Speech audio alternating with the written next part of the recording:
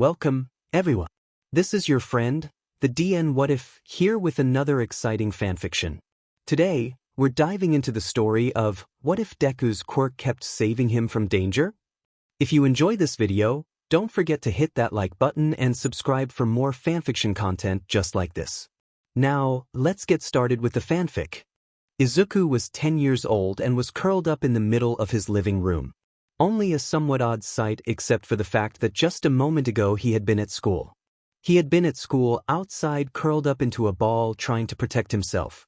A few of Bakugo's lackeys, if you could even call them that, had kicked him, and then Bakugo had started towards him. His hands already setting off small explosions.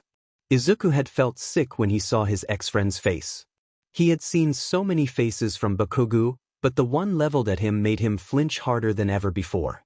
There had been a sort of mad look in the boy's eyes, and Izuku saw the explosions coming from Bakugo's hands get bigger. He knew what would come next. Explosions that would do so much more damage than the ones Bakugo had used before. An explosion that would most likely force Izuku to go to the doctor and his mom to pay more money that they couldn't spare. All he could do was curl up. He couldn't run away or fight back. All he could do was curl up into a ball. His legs were tucked into his chest. His arms surrounded his head while his hands cupped the back of his head. Izuku curled up tighter and tighter, trying to cover as much as he could. He gritted his teeth and waited for pain. His heartbeat pounded in his head as Bakugo stepped closer and closer. He felt sick. I don't want to be here. I don't want to be here. I don't want to be here. I don't want to be here. I don't want. It was silent. There was no wind. There was no laughter and jeering from the other boys. There were no sounds of steps coming towards him or the little pops and fizzles of explosions. There was nothing.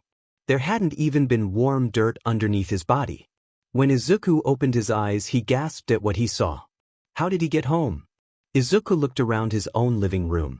At the photos on the shelf of him and his mom. At their couch and decorative pillows he picked out with mom. He was home. Except Izuku could have sworn he was just about to get hit with Bakugo's quirk. So, how did he get back home? He barely had a chance to think of an answer before the door of the apartment opened and his mom walked in. She was carrying groceries and didn't even notice him until she looked up from setting her purse down. Izuku, what are you doing here? You're supposed to be at school. She was right. He was supposed to be at school, he was just at school. I don't know. He didn't know, and as much as he had been scared waiting to get burned, this was a bit scary too. He didn't understand. There was a moment of silence before Izuku heard his mom put down the bags of groceries and the small footfalls of her walking toward him. Much softer than Bakugo's had been. She kneeled down on the floor and cupped his face. Honey, what do you mean you don't know? She asked softly with worried eyes. I was outside at school and the boys were kicking me and then Bakugo was coming. He was using his his. Explosions were bigger. I was so scared. I didn't want to be there anymore, Izuku said with tears building up in his eyes. I wished I wasn't there. I didn't want to be there and then. I was here. He could barely make out her face with his blurry vision, but he felt her pull him into a hug. She pulled him to the point where he was almost completely on her lap. He didn't dare move. Oh my sweet baby, I'm so sorry that happened, she said, and Izuku could feel her tears wetting his skin. He just hugged her back even tighter. Mom, I don't know what happened. I don't know how I got here. Her hands brushed at his hair gently. We'll figure it out. That day Inko called the school and explained what happened, along with how the administration had kept up with their promise of making sure Izuku was not being bullied due to his status as quirkless. Already she had come to them with several concerns because of the injuries Izuku had come home with from other children using their quirks on him. There would always be a PRD of good before soon enough Izuku came back home with bruises and so on. She had even threatened to get the higher-ups involved, but practically no one showed any concern once they learned Izuku's quirk status. She would have taken legal action if it weren't for the same prejudice among lawyers and the fact that she simply did not have enough money. Hisashi Midoriya had been a good man until he wasn't. His correspondence from overseas dwindled and so did the payments he made to help support them. Inko had even looked to see if something bad had happened to the man. Possible death or injury. He had been completely healthy and his last gift, to them was nothing more than a souvenir statue. Inko had used her quirk to pull the object and smash it to the ground before dissolving into tears that day as Izuku had watched secretly from the hallway. So Inko tried, but in this day and age, she was met with roadblock after roadblock to get Izuku to a better school. Possibly online. Inko even spoke to Mitsuki about Katsuki. The woman said she would handle that brat. He's getting too headstrong. It seemed to have worked for a while. At most Izuku would only be glared at, but it wasn't long until that wasn't enough. Katsuki would never admit it, but for a moment he had been worried when Deku had vanished in front of his eyes. He had looked everywhere that day for him. Even back inside the school and going as far as to ask the teachers where he was. It was only when he got home that his mom told him where Deku was. Even then it wasn't an explanation for what happened, but instead a scolding for what he had been doing to stupid Deku. That useless idiot had been fine and was just causing trouble for him now. He still couldn't even ask him what he had done to get away last time at school. That day he looked like an idiot using his quirk on just dirt, even more so when he couldn't find him. Katsuki wanted to know why. Stupid Deku, what was that? Last time? Where did you go?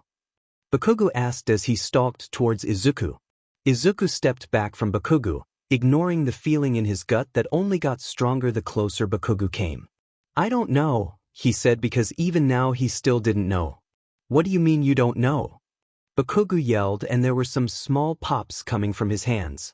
Izuku looked around at his classmates and other students who were just watching in the hallway. They didn't do or say anything. I don't know, okay, Izuku said. 1 second I was there and then I wasn't. I'm so dash. Bakugo scowled and reached out his hands which were already lighting up with another explosion. Izuku closed his eyes in anticipation of the pain but instead, all he felt was as if something pulled hard at his stomach. Then there was nothing. Just like last time, when he opened his eyes he found himself back home. Again, he asked no one in particular. He used the home phone to call Mom and told her what happened. She sounded upset but said that he should stay home, she'd handle the rest. So he sat and waited, only accompanied by his thoughts about what happened. Izuku sat there for a good while just going through all the details until he realized something. Maybe, just maybe, he did have a quirk. Then maybe with a quirk, there was still a chance for Izuku to be a hero. After all, the only reason he had been told so many times that he couldn't was because he was quirkless. If he had one, wouldn't he be able to be a hero now? That would only make sense, wouldn't it? Everyone had made it seem that not having a quirk was the only issue, right? Except, as time passed by and there were more incidents of almost getting attacked or hurt, but appearing back home, Izuku realized what his quirk was doing. It was pulling him away from danger. Whenever he saw one of his bullies or was about to get hurt, Izuku would always feel a tugging sensation in his gut. If the threat was serious enough, he ended up back home. How could he be a hero if his quirk was always taking him away from the danger? Heroes needed to be where the danger was, but he couldn't do that if he was pulled away.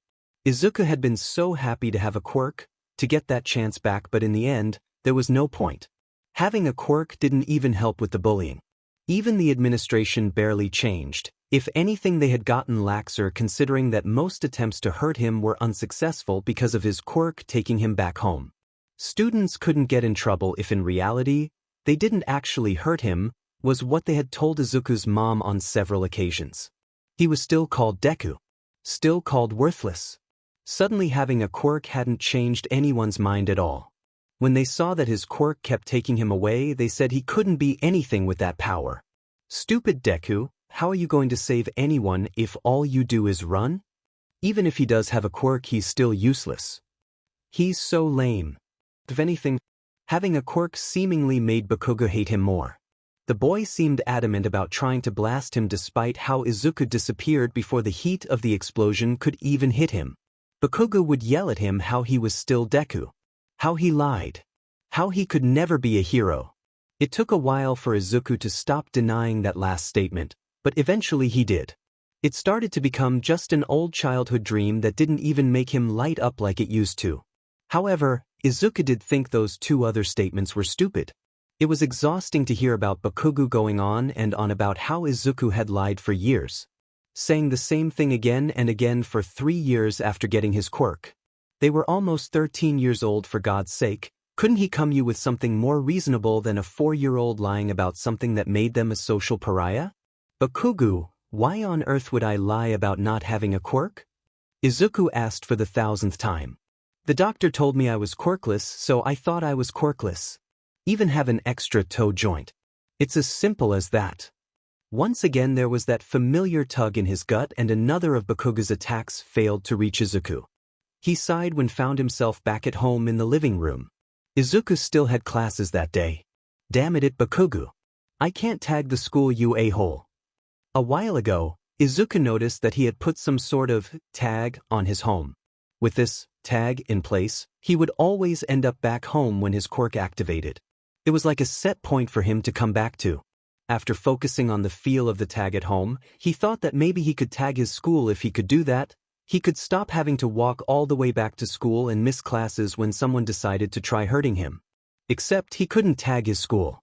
The first time Izuku tried to do that, he got an excruciating migraine. The action caused him physical pain and made him keel over, clutching at his stomach. The theory he came up with was that if his quirk solely took him from danger, pulling him to the safety of his home, then safety was key. Izuku had never felt safe at school.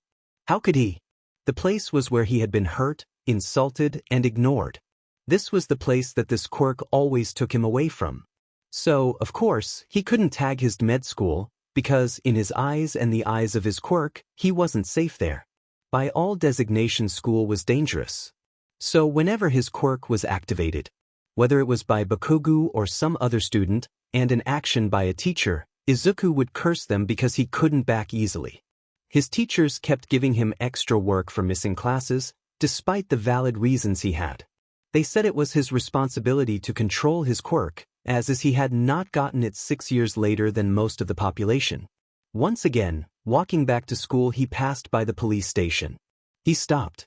The station was closer to school, and even though there were heroes, the police were still vital.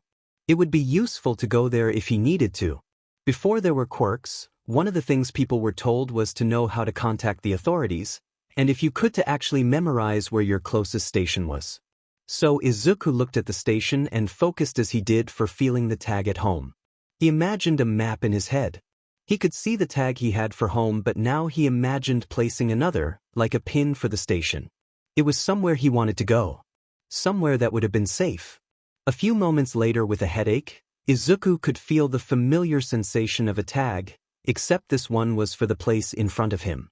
Izuku smiled. He now had 2 tags. Hopefully, the next time his quirk pulled him away from school, he could end up at the station instead of home. It was really tiring having to walk 3 or maybe even 4 more times a day. Although Izuku didn't really have to worry about exercise. One time, he had decided to run back to school because of an exam. He ended up being late, but after running a few more times he noticed it had been a bit easier. It was still annoying though. The next week, when a few students thought it would be good to shove him while he went down the stairs, he felt the tug and he thought of the police station. Take me there. Take me to the police station. This time there wasn't the silence of his living room. Instead, there was the sound of people outside the station. The sound of their radios going off, speaking of police codes, and even a police motorcycle driving out the station. That day Izuku ran back to school with a huge smile on his face, too happy to even acknowledge what the students had tried to do. For the next few months, whenever Izuku felt that tug, he tried to practice switching between the tag on the station and home. It became easier and easier to do, and eventually, Izuku found no issue in deciding where it was he wanted to end up being, or essentially teleported to. When he told his mom how he learned something new with his quirk, she had been so happy she cried. Nothing surprising in the Midoriya family. But she had also been sad since his quirk took him away from danger and had done that so many times. Again and again she talked to the school. Talking to the teachers and principal, she had them switch which classes Izuku had been in. When that didn't work, she tried to transfer Izuku to a different school or sign him up for an online program. She would have done homeschooling too if she could, but she worked long shifts that did not pay nearly enough already. But still he ended up staying. Izuku would tell her he was fine. He rarely got truly hurt anymore because of his quirk, and it would only give her bitter relief. Izuku had lost count of how many times his mom apologized to him, even when he knew she had tried so hard. Inko herself had noticed that in all these years, Izuku had never asked her if she thought he could be a hero. He hadn't even mentioned Yue to her anymore. At dinner later she finally asked him about it. "Oh, I'm not going to go to Yue." Inko shifted in her seat, remembering the way Izuku would go on and on about the school. "But I thought you always wanted to go there?" Not all of the programs were to become heroes. She had heard Izuku say so himself. Izuku stopped eating but played with his food. "I did before, but it isn't smart. Yue is expensive." He looked up from his plate at her. "And I don't want to make things harder than they need to be. Anyways, I don't think I'd make a good hero." He had enough reasons to tell him why. "I'm actually planning to do online school with some advanced classes.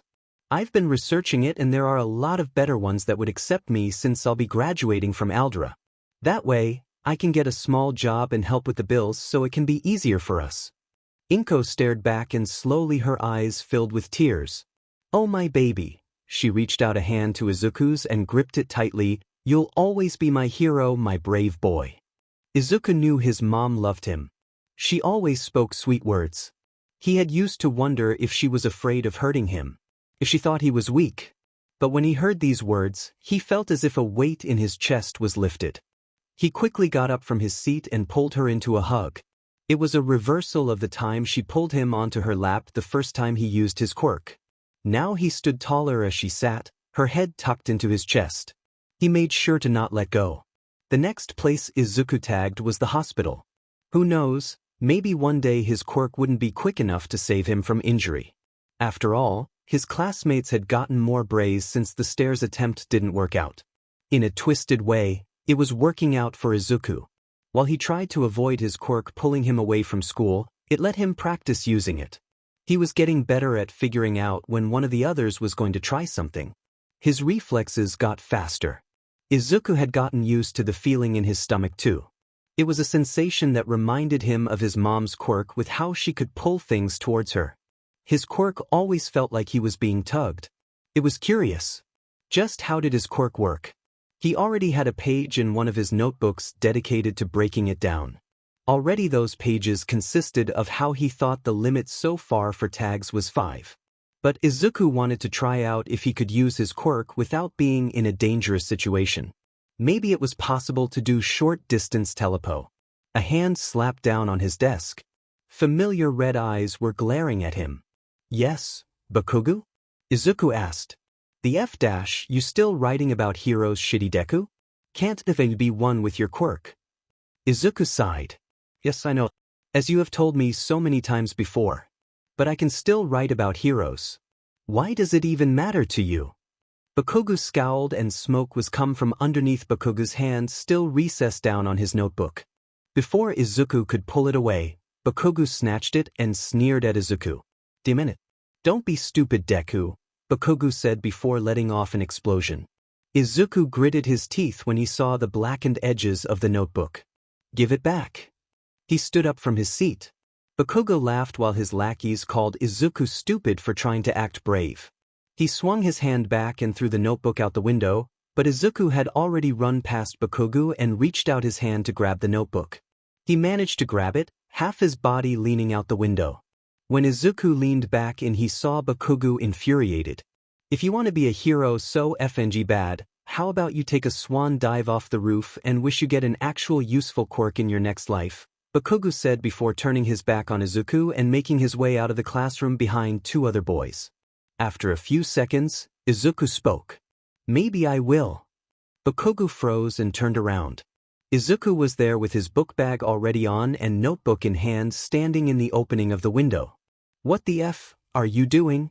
Bakugo yelled. Izuku smiled. "I think it's about time I listened to you, isn't it, Kaken?" Bakugo froze at the name he hadn't been called since he was 4 and he watched as Izuku stopped backward off the edge of the window and fell. The other 2 boys that were behind him ran to the window and looked out. Bakugo didn't move.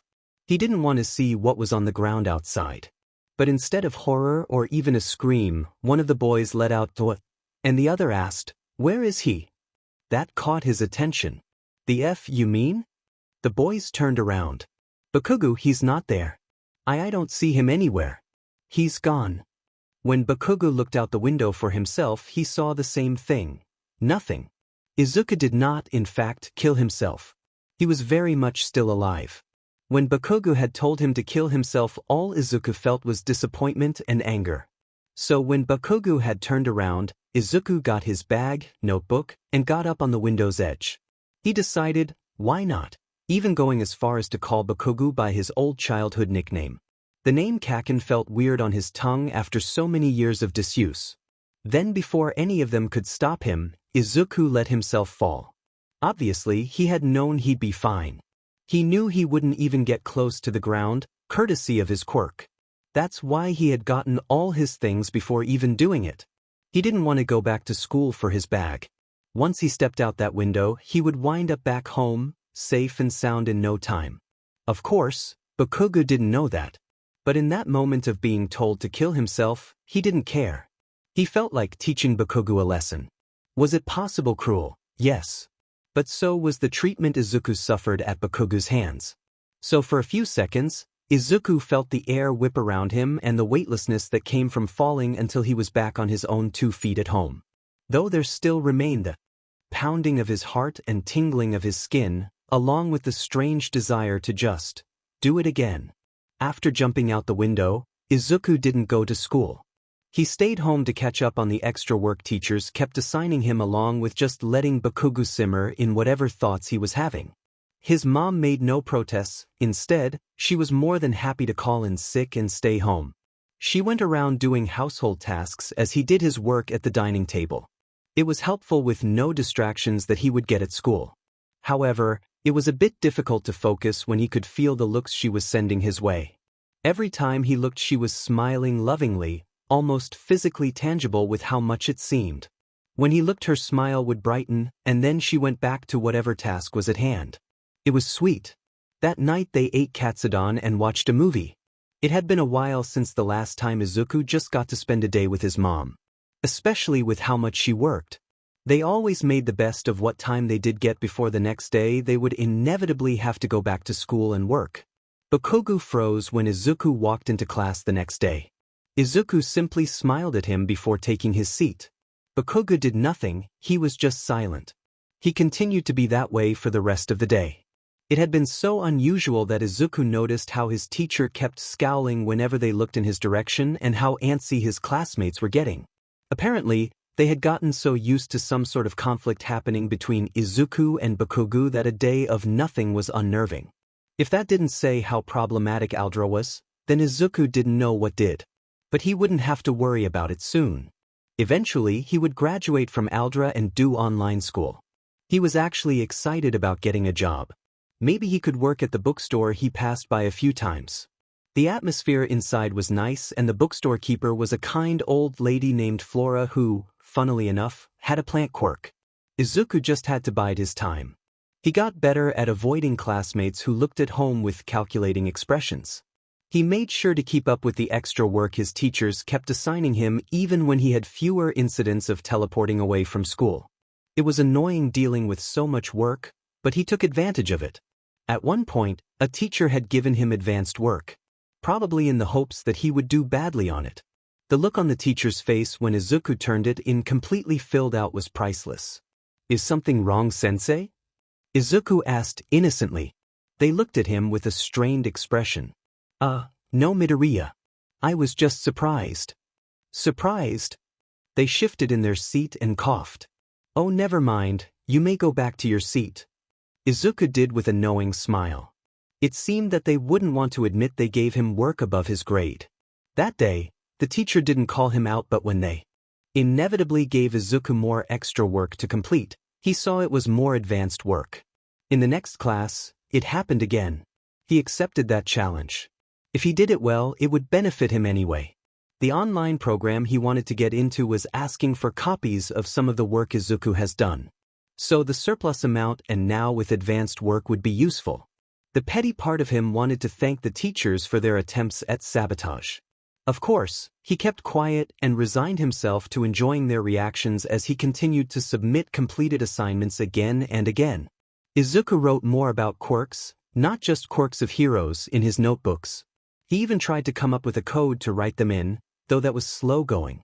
He also researched different types of villain attacks or accidents caused due to quirk usage. A few times he was there in person during an attack, watchful but at ease knowing that his quirk would take him away if things became too dangerous for him to be there. It didn't let him forget the danger. His quirk was a constant reminder that there was danger. On other days Izuku tried to experiment with his quirk. His main goal as of now was to use it even when he was in a safe situation, though his quirk was predisposed to benign activated in the opposite. Izuku even had a theory about why. For 2 hours he would try to imagine the pulling sensation and one of his tagged locations. Though even after months he hadn't been able to do anything. It felt like there was some sort of block. Something stopping him from going farther. Maybe it was because he was still in Aldra. Hopefully finally getting out would do some good. At least that's what Izuku hoped. He wanted more out of his quirk than just escaping bullies. Izuku wanted to do more than just run away. The end of the school year was accepted with open arms and cheering. The teacher had a hard time calming everyone down at the news and then even worse when asking what they all had planned. Practically everyone yelled out some iterations of, "to be a hero." Izuku had to ignore his gut feeling with all the quirk usage around him. He was almost sure that the majority of his class wouldn't actually be unable to be heroes. A lot of them showed overconfidence or not enough critical thinking when it came to their quirks. The teacher's praises and lack of proper teaching only did more to exacerbate the issue. Really, the only person who truly had a chance was Bakugo, and that wasn't even factoring his behavior and personality. When a teacher proudly stated that Bakugo was applying to UA and surely would attend, Izuku could almost laugh. Silence. Everyone was staring at him and the sensation in his gut got stronger. "Sheet," he laughed out loud, "didn't he?" "This is funny, Deku?" Bakugo asked. His face was once again in a scowl, his hands splayed out ready to use his quirk, though not yet directed at him. Izuku sighed, leaning back, and dropped one of his hands to grab the handle of his book bag that was at his side. "Oh, nothing," he said nonchalantly, "just funny a bully like you even wants to be a hero." Izuku would have been able to hear a pin drop from the silence that followed. Though it only lasted half a second before Bakugo yelled and lunged across Izuku's desk. Of course, as usual, Bakugo never reached Izuku. When the smoke cleared in the classroom, there was only a burnt desk. One of the first things Izuku did after graduation was go to Flora-san's bookshop. She was moving her plants into sunny spots when he came in. "Hello, Midoriya-kun, I see school ended." He smiled at her. "Yeah. So I was wondering if I could start working now." Flora-san laughed at the eager expression on Izuku's face. She waved him towards the counter.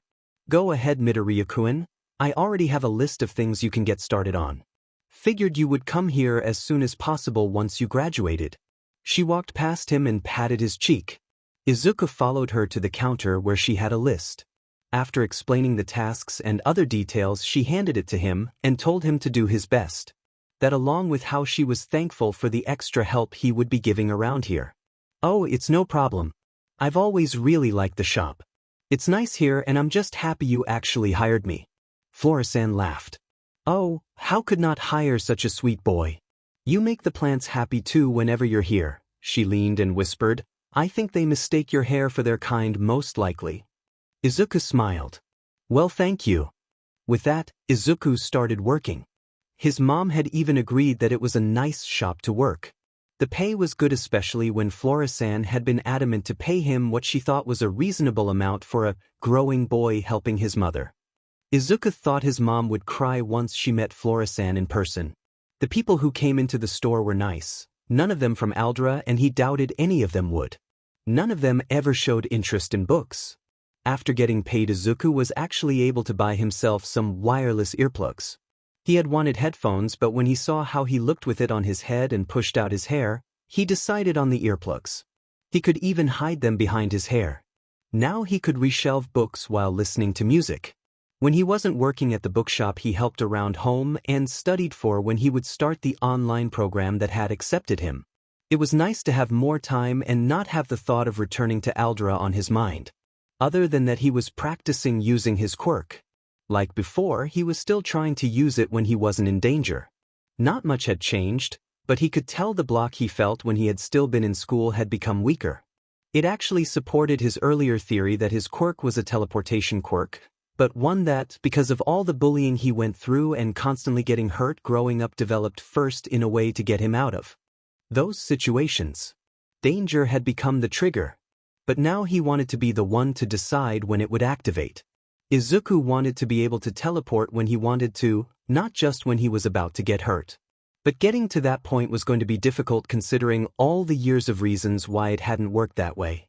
After 2 hours of trying before getting a headache, Izuku lay on the floor of his living room before saying, bullies.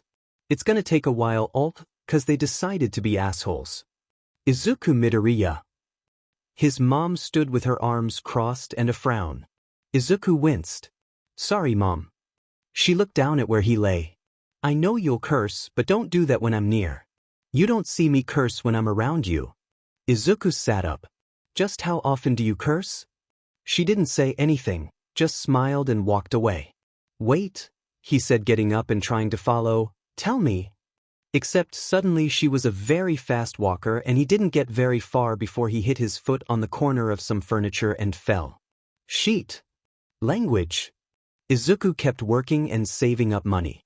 He felt the block continue to get weaker and even managed to push past the limit of 5 tags. He still didn't know what the new limit was, but he hoped he would be able to have more in the future.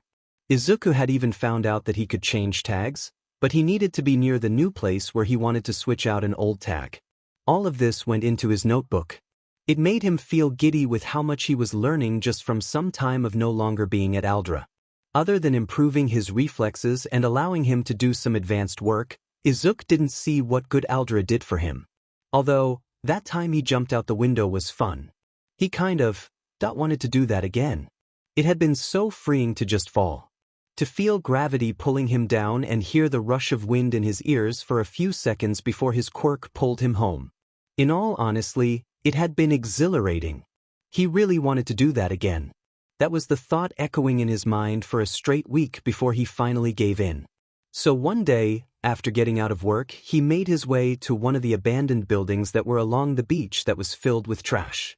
The sun was setting as he reached the entrance of one of them.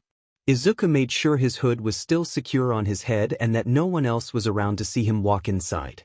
It took a few minutes to find the stairs leading up to the roof.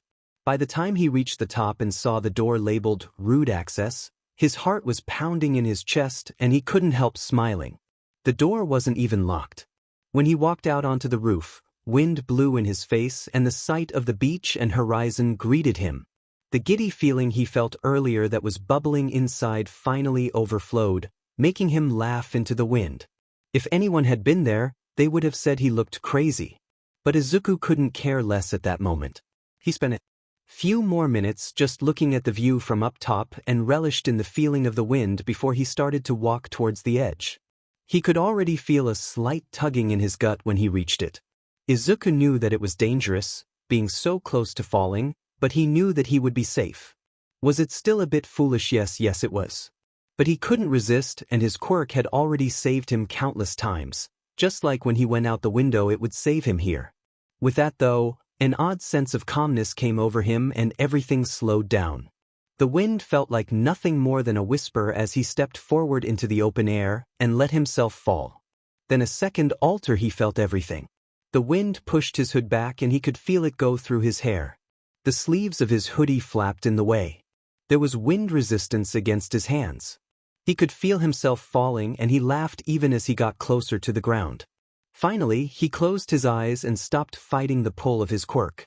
When he opened them, he was back home. His feet were safely on the ground and there was only an echo of the sensation of wind on his face. Izuku practically ran to his room to write about the experience but stopped when he passed a mirror in the hallway.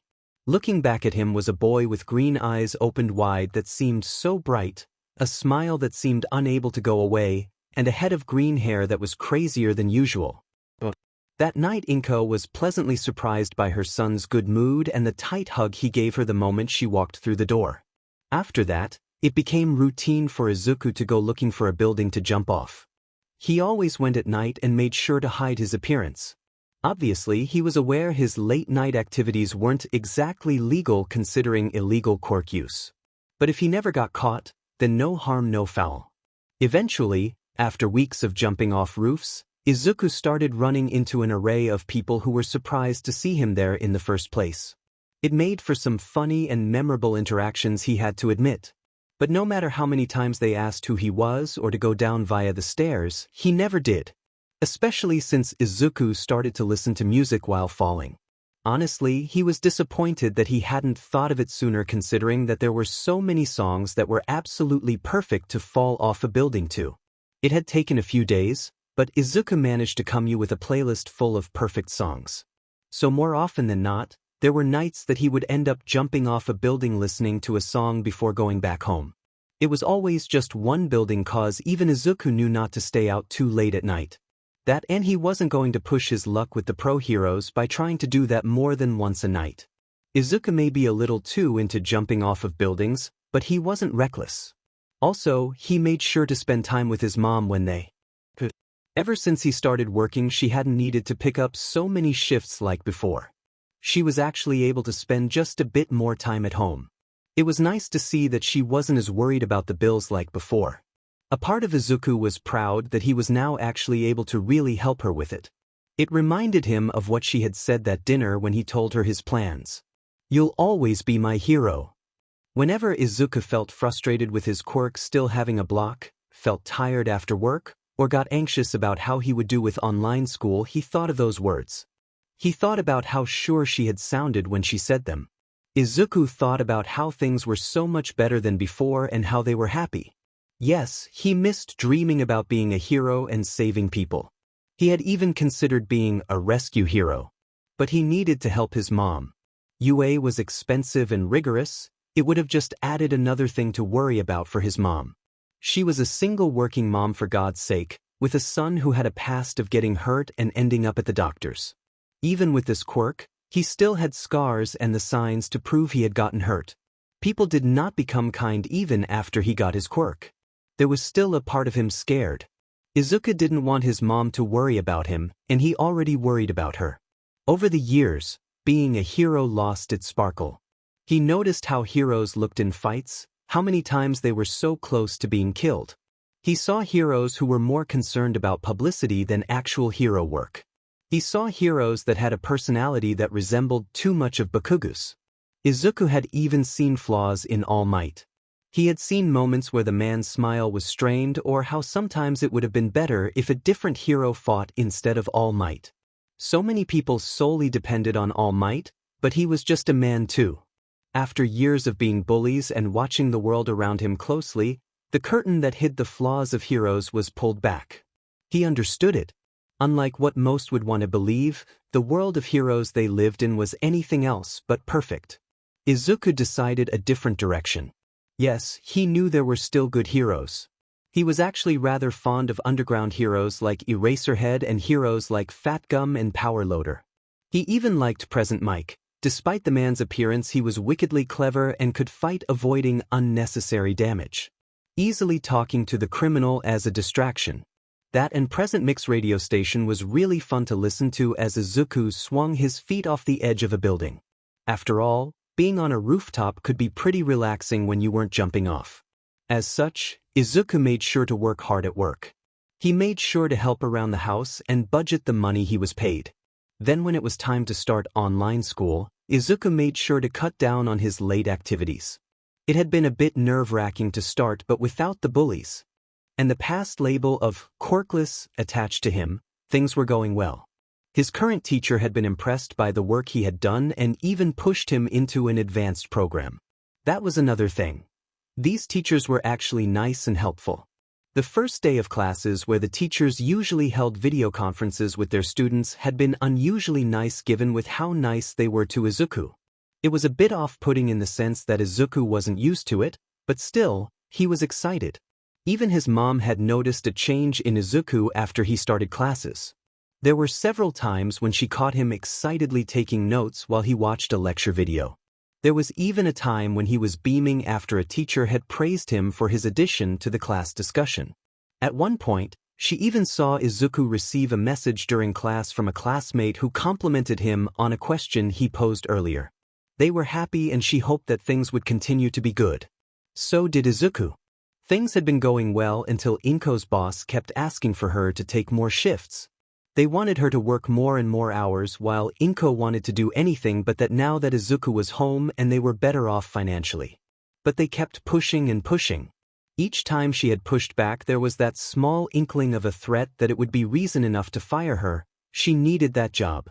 When she was told she would have to go on a work trip, she couldn't say no. She had tried to get out of it, using the little connections she had in the company, but it had proved unsuccessful. This time, the threat of termination was clear if she refused to go. "I'm so sorry, Izuku, I really don't want to," she said, trying to keep from crying again as she broke the news to Izuku that she would have to leave for a few weeks. She failed to hold them back as Izuku just smiled and hugged her tight. "I know," he said softly, "don't worry about me. I'll be fine. I have Flora-san if I get lonely. I know you two have been talking. I bet she'll try to give me more money once she finds out you're leaving, so don't worry." His voice was light, but Inko could tell that it was just a facade. She had never had to leave him so long and knew that he didn't like to be home alone. "I leave next week, but while I'm still here, I want us to do some things together when you have the time," she said, desperate to make up for the time she'd be gone. "We could go get ice cream and see one of those hero movies you liked when you were little. How does that sound?" "Sounds good." Over the next week, Inko rushed to get things in order so that Izuku would be okay living on his own for a while. She made lists of what he should get in grocery runs and what coupons to use, what to do if the oven stopped working again, and bought a heavy-grade medical emergency kit. Once that was all done, they finally went out. They ended up going to an ice cream shop they hadn't been in years. "Oh, my God. Is that you, Midoriya-san? And little Izuku too?" asked an older lady behind the counter. Inko laughed and saw the blush on Izuku's face from the nickname. "Yes, it is. I can't believe you still remember us. It's been so long, Suzuki-san." "Well, how could I forget my two favorite customers?" Suzuki-san asked. "It was always so nice seeing you come here with little Izuku. I still remember when he first came here and asked so many questions about all the flavors. He tried every single one." Izuku's face grew redder. Suzuki-san laughed at the sight. "It's so nice seeing you again though. I had almost thought you moved away. Now what flavor would you two like?" After some deliberation, they decided on mint chocolate with rainbow sprinkles, which only made Suzuki-san laugh when they told her. "I see that hasn't changed," she said while serving them the ice cream. "That's the same you chose the first time you came in here. Now how could you remember that?" "Oh, I just have a very good memory. Some say that it's a part of my quirk, but really, like little Izuku told me last time, I think it's just photographic," Suzuki-san said, winking at Izuku. "And really it's very helpful with the regulars I get, especially during the summer." Inko saw Izuku perk up at the mention and she went to pay, but Suzuki-san waved her off. "Nope, it's on the house for brightening up my day." "Oh no, I couldn't dash." "It's fine, really I must insist. It's been so long since I last saw you both and business is doing fine. So go out and eat the ice cream with little Izuku before it melts." Inko looked at Suzuki-san with pleading eyes, but the woman did not crack. "An impressive feat, all right," Inko said with resignation. "But next time I will pay Suzuki-san." "I'm sure, now get going, shoo." Both Midoriyas walked out with their cups of free ice cream with a light feeling in their hearts. "Do I look that little to you?" Izuku asked. Inko laughed. "Oh, always." The ice cream was sweet and refreshing from the sunny day. They walked to a park and found a bench in front of a fountain in the shade. When they sat down, Izuku sat close to her side. He leaned his head on her shoulder. Inko looked at her son and scooped some ice cream. She really did cry too easily. For the rest of the week, there were similar outings. They went to watch a movie, but not a hero one like Izuku liked to watch when he was little. They walked around a museum about architecture. One day, Izuku ended up secretly setting up a spa day where she was able to get her nails done and her hair. When Inko protested how he might get bored waiting, he smiled. When they arrived for the appointment, to Inko's surprise and amusement, Izuku was set up right beside her to get his nails done too. When he posed with his newly done nails, he batted his eyelashes and asked, "Oh, come on, Mom, don't you think this color matches my complexion?" She couldn't help but laugh. Then when it was time to get their hair done, Izuku told her. He wanted his to be a surprise before running off to be situated where she couldn't see. "Was that you, son?" her hairdresser asked. "Yes, he actually planned this all out," Inko said warmly. "Ah, that sounds lovely. Must be a good son." "He really is." An hour later, once they were finished, Inko was met with the sight of Izuku with longer hair in a suspiciously familiar hairstyle. "I asked my hairdresser to make it longer. They have a Quirk that does that, which is cool anyways. I wanted it to be like how you style it. I've always seen your hair that way. Do you like it?" "Oh, Izuku, you look so beautiful." "Mom," he whined and looked at the surrounding giggling hairdressers, "you can't just say that." But Inko just laughed and continued to compliment her beautiful boy. It warmed her hair to see his curly hair longer and tied up in the same style she usually had. She even wondered about how it would look if it was braided as well. That night Inko practiced braiding her hair, hoping that maybe Izuku would one day ask her to braid his. Izuku had helped with her bags when it was time for her to go. The idea of not letting go crossed his mind, but still, she had to go. She had kissed his forehead and gave him a hug before leaving. "I'll be back soon. Promise you'll be safe?" Izuku had a quirk that pulled him to safety. He jumped off of buildings for fun. "Yeah, I promise. And eat healthy food, not just junk food."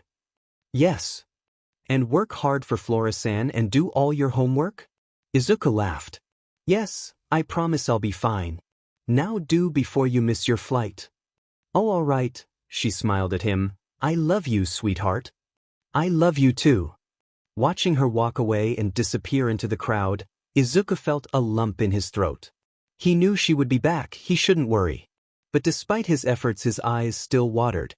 Even more so when he got home and saw the small meal Mom had prepared for him just before leaving, still on the plate with wrapped in plastic.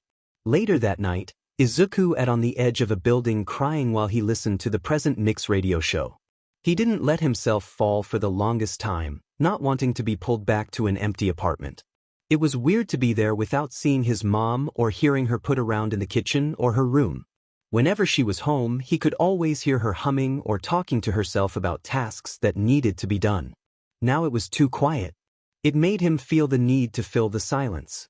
After one day, Izuku fell back into the habit of mumbling. He mumbled about everything, from the material he was going over in class to the random thoughts that came across his mind. Slowly the mumbling filled a small part of the void that was left by his mom. Although, when he was out, he made sure to keep the mumbling in check, though he didn't feel the need to do that when he wasn't home. Other than home, Izuku spent most of his time in the bookshop. Just as he predicted, Flora-san had given him more money. And even started giving him lunch as well. When he tried to refuse, Flora-san insisted, saying all she had was money and time, so she was perfectly fine giving it to him. It was nice, and he felt a bit less lonely than he did before eating lunch in the bookstore than his dining table. He even started just helping out at the store in his free time off the clock. Flora-san, of course, insisted on paying him for that too. "Don't try to stop me, Midoriya-kun. I'm your boss and you will accept this money," she scolded him when he tried to sneak the money back to her. "Boo dash. No buts," she said while looking him in the eye. It really was funny how she looked like a typical sweet old lady and sometimes talked like one, but at the same time teased and was like this. Eventually, he accepted the money, only reminded of how stubborn his boss could be. It really didn't match up with the gentle look she had whenever she was attending to her plants. Izuku kept putting his hair into his mom's hairstyle. It was actually a lot nicer than he thought having longer hair. Other than the half up and half down, Izuku tried doing a bun and braids. The bun had been easy, but the braids ended up with him getting his hair tangled and a cramp in his hand. He'd have to practice that one. That or just ask Mom to send a video of her braiding hair. He was sure she'd know how. School was going well and Izuku luckily wasn't struggling with the material. His teachers were still helpful, even checking up on how he was dealing with the advanced classes he was taking. He had told them he was doing fine and actually really enjoyed the ethics class he was taking. Especially when they discussed the ethics behind heroism and what made someone a villain. His pre-Quirk era class was cool too, There was even a section of the types of music they had which he was excited to get into later on. Other than that, Izuku had actually already finished a project due in a week, so he had some free time on his hands.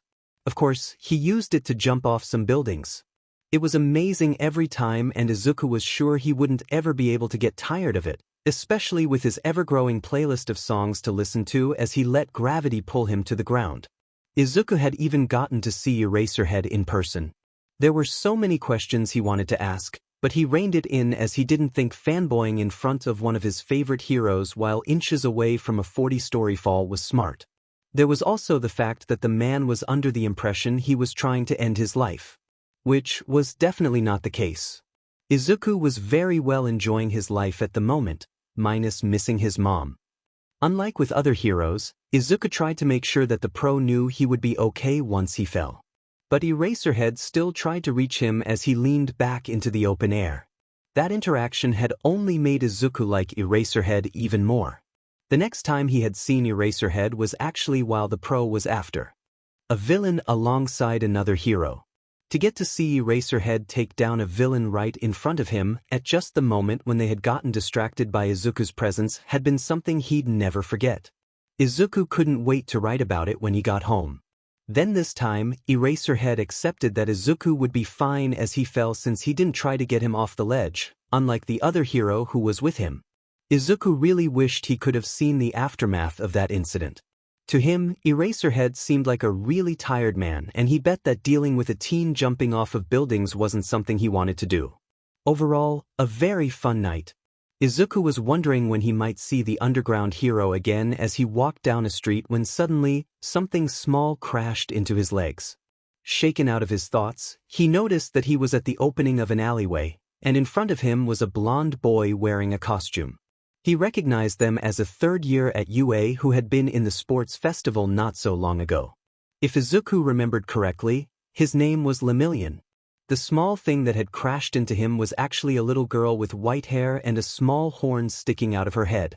She held his pants in a tight grip, her arms covered in banged along with her legs sticking out of a dirty dress. She was barefoot and shaking. Izuku dropped down to her level. "Hey sweetie, what's wrong?" he asked gently. "Are you hurt? Do you need help?" Red eyes looked at him through strands of white hair. "Please help," she whispered desperately and grabbed his shirt instead. "The bad man is coming." At those words, Izuku felt a tug in his gut and immediately brought his arms around the little girl. One of his arms went her legs, effectively scooping her from the ground, and the other brought her close to his chest. She didn't resist, in fact, her grip on his shirt only tightened. She tucked her head under his chin and he could feel her horn poking slightly into his skin. Izuku looked at Lemillion, who was watching them with a concerned look on his face. Just as Lemillion opened his mouth, there was suddenly someone coming out of the shadows of the alley the girl had run out of. Both Izuku and Lemillion turned to look. Izuku could feel how the little girl started to tremble in his arms, her grip turned knuckle white. He saw a bird mask and the tugging in his gut turned to a painful degree he had never felt before. He tightened his grip on the girl. Whoever that was coming out of the alley was not good news. He had to be bad news. Like hell, Izuku was going to stay there any longer. The last thing Izuku saw before he let himself be pulled away from whatever the F was that bird guy was Lemillion's shocked face. It was only when he was back home that he slouched in relief and loosened the tight hold he had on the little girl. "Hey, you're safe now, look," he said softly when she still had yet to remove her face from his. Slowly her grip relaxed and her face turned, revealing her face. Wide eyes looked at him and then their surroundings. "Where are we?" Izuku smiled at her. "We're home, well, where I live. That bad man isn't here, so you're safe." "But how did we get here?"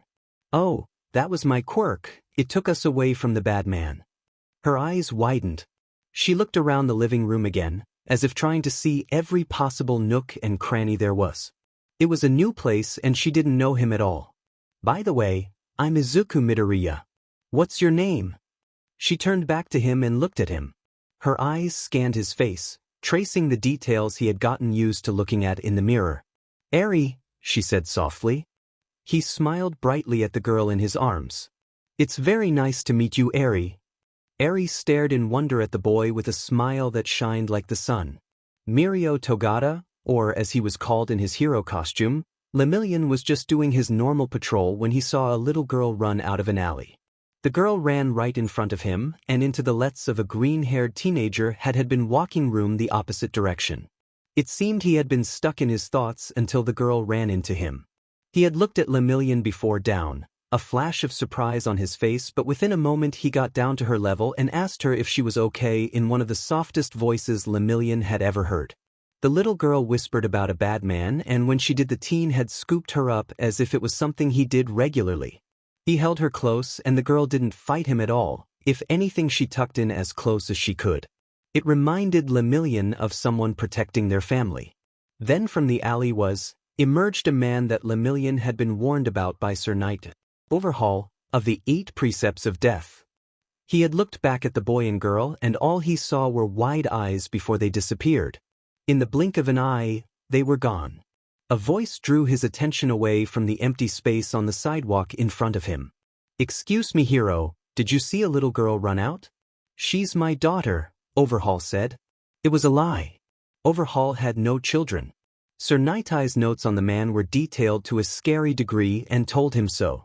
Lemillion couldn't exactly say that the girl, who no doubt was a victim of Overhaul's, came running out and into the arms of a teenager and then disappeared. So he did the next best thing. He lied. "I'm so sorry, sir, but I haven't seen her. Do you want me to help you look for her? I can notify the other heroes on patrol to be on the lookout for her," Lemillion so helpfully suggested with a smile. "Can you give me a description of what she looks like, her name?" Overhaul scowled at him. "No, that won't be necessary." Are you sure?" "Yes," he said with a dangerous look in his eye, and Lemillion didn't push further. Instead, he kept an eye on him when Overhaul turned back and walked into the darkness of the alley. Once he was sure he was along, Lemillion let the smile fall from his face. He was definitely going to have to tell Sir Night about this new development. He later did that day. "Sir, I don't know who that boy was, but from what I saw it looked like he was only trying to protect the girl." Sir Night tapped a chess piece on the desk. "Yes, it seems that way. But we still need to find the boy and girl. There must be a reason why Overhaul was looking for her. There was a reason she ran, and she might have valuable information. We'll need a description of both of them." Lemillion then described the girl and the boy. Indeed, the boy looked like he could be a first year at I think. He had shoulder-length green curly hair and green eyes. He also had freckles on his face. He was wearing a short-sleeve white t-shirt, dark pants, and he was wearing red shoes. He was also very gentle with the girl and didn't hesitate to pick her up at all. I think it was his quirk that made them disappear. "What makes you say that?" Lemillion rubbed the back of his neck. "It's just that one movement he was looking at me with really wide eyes and the next he was gone. The look on his face before he disappeared made me feel like he knew that Overhaul was bad news, even before you could fully see the man's face." Sir Night hummed as he typed up the report on his computer. "I see." After a few more seconds he looked away from the screen and saw that Lemillion was still looking at him with an odd expression. "Yes." Lemillion laughed. "Oh sir, I was just wondering if it would be useful to know if the boy had painted nails or not." "What color were they?" "Be safe." That's what his mom asked Izuku to be before she left. Then what did Izuku do? He essentially kidnapped a child from someone who he thought was a bad guy. Yup, and all of this in front of a soon-to-be hero, one who worked with Sir Night. What if Izuku stayed? What if he had given Eri to Lemillion? Surely Lemillion would have known what to do more than Izuku. Or would Eri be back with the bad man? Eri looked at him with bright eyes. She was so young. Izuku was sure he did the right thing, at least he tried to. Eri hadn't been safe with that man, and who knows if Lemillion would have been able to take her somewhere safe. Something could have gone wrong. It wasn't always a sure thing for the hero to win. But Izuku knew he could take Eri somewhere safe. He may not be a hero, but he wasn't going to let Eri get hurt again.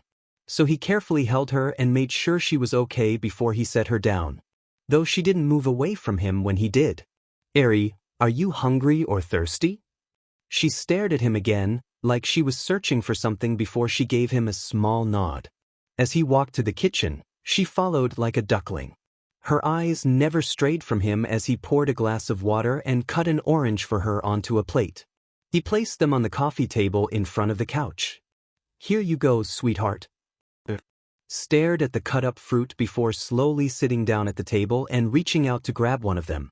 She lit up once she bit into a slice. "Do you like it?" She gave Izuku another small nod. He smiled. "If you want any more, just let me know. I like oranges too, but we also have some strawberries if you want," he said before stepping back to give her space to eat and drink in peace. He was going to the hallway when he heard a silent wait. Eri had stood up and looked scared. "Don't leave," she said. "Oh, I'm not going to leave. I'm right here." Izuku looked at her and then at his computer at the dining table. "How about I just sit at the table and do some schoolwork? I won't leave if you don't want me to." She watched as he sat down at the table and opened his computer. It wasn't until he hadn't moved for a few seconds that Eri sat back down and ate. For the next few hours, Izuku didn't make a move without staying in Eri's line of sight or her following closely behind. She probably didn't want to be alone, so Izuku kept quiet so she wouldn't be uncomfortable. Later on, he even managed to find some old clothes from when he was younger so that Eri could get out of the dirty dress she was wearing. "I know it might be a bit big, but I thought you might want to get out of that dress." "Only if you want to though, Eri, so don't worry," Izuku said before handing over a gray shirt that had one lone stitched green bunny at the edge. It had been from his mom when he turned 7. Izuku also gave Eri some old shorts that managed to find. Eri grabbed onto the shirt as if it would disappear once she touched it. She slowly traced the ears of the green bunny at the bottom with her fingers before looking up at Izuku. "You match." "Huh?" Izuku asked. Eri traced the bunny again and softly said, "You have green hair like the bunny." Izuku laughed. "You're right, I do." After that, Eri went into the bathroom while Izuku stayed outside in the hallway talking to her so she didn't think he left. When Eri opened the door, she was grabbing the edge of the shirt where the bunny was.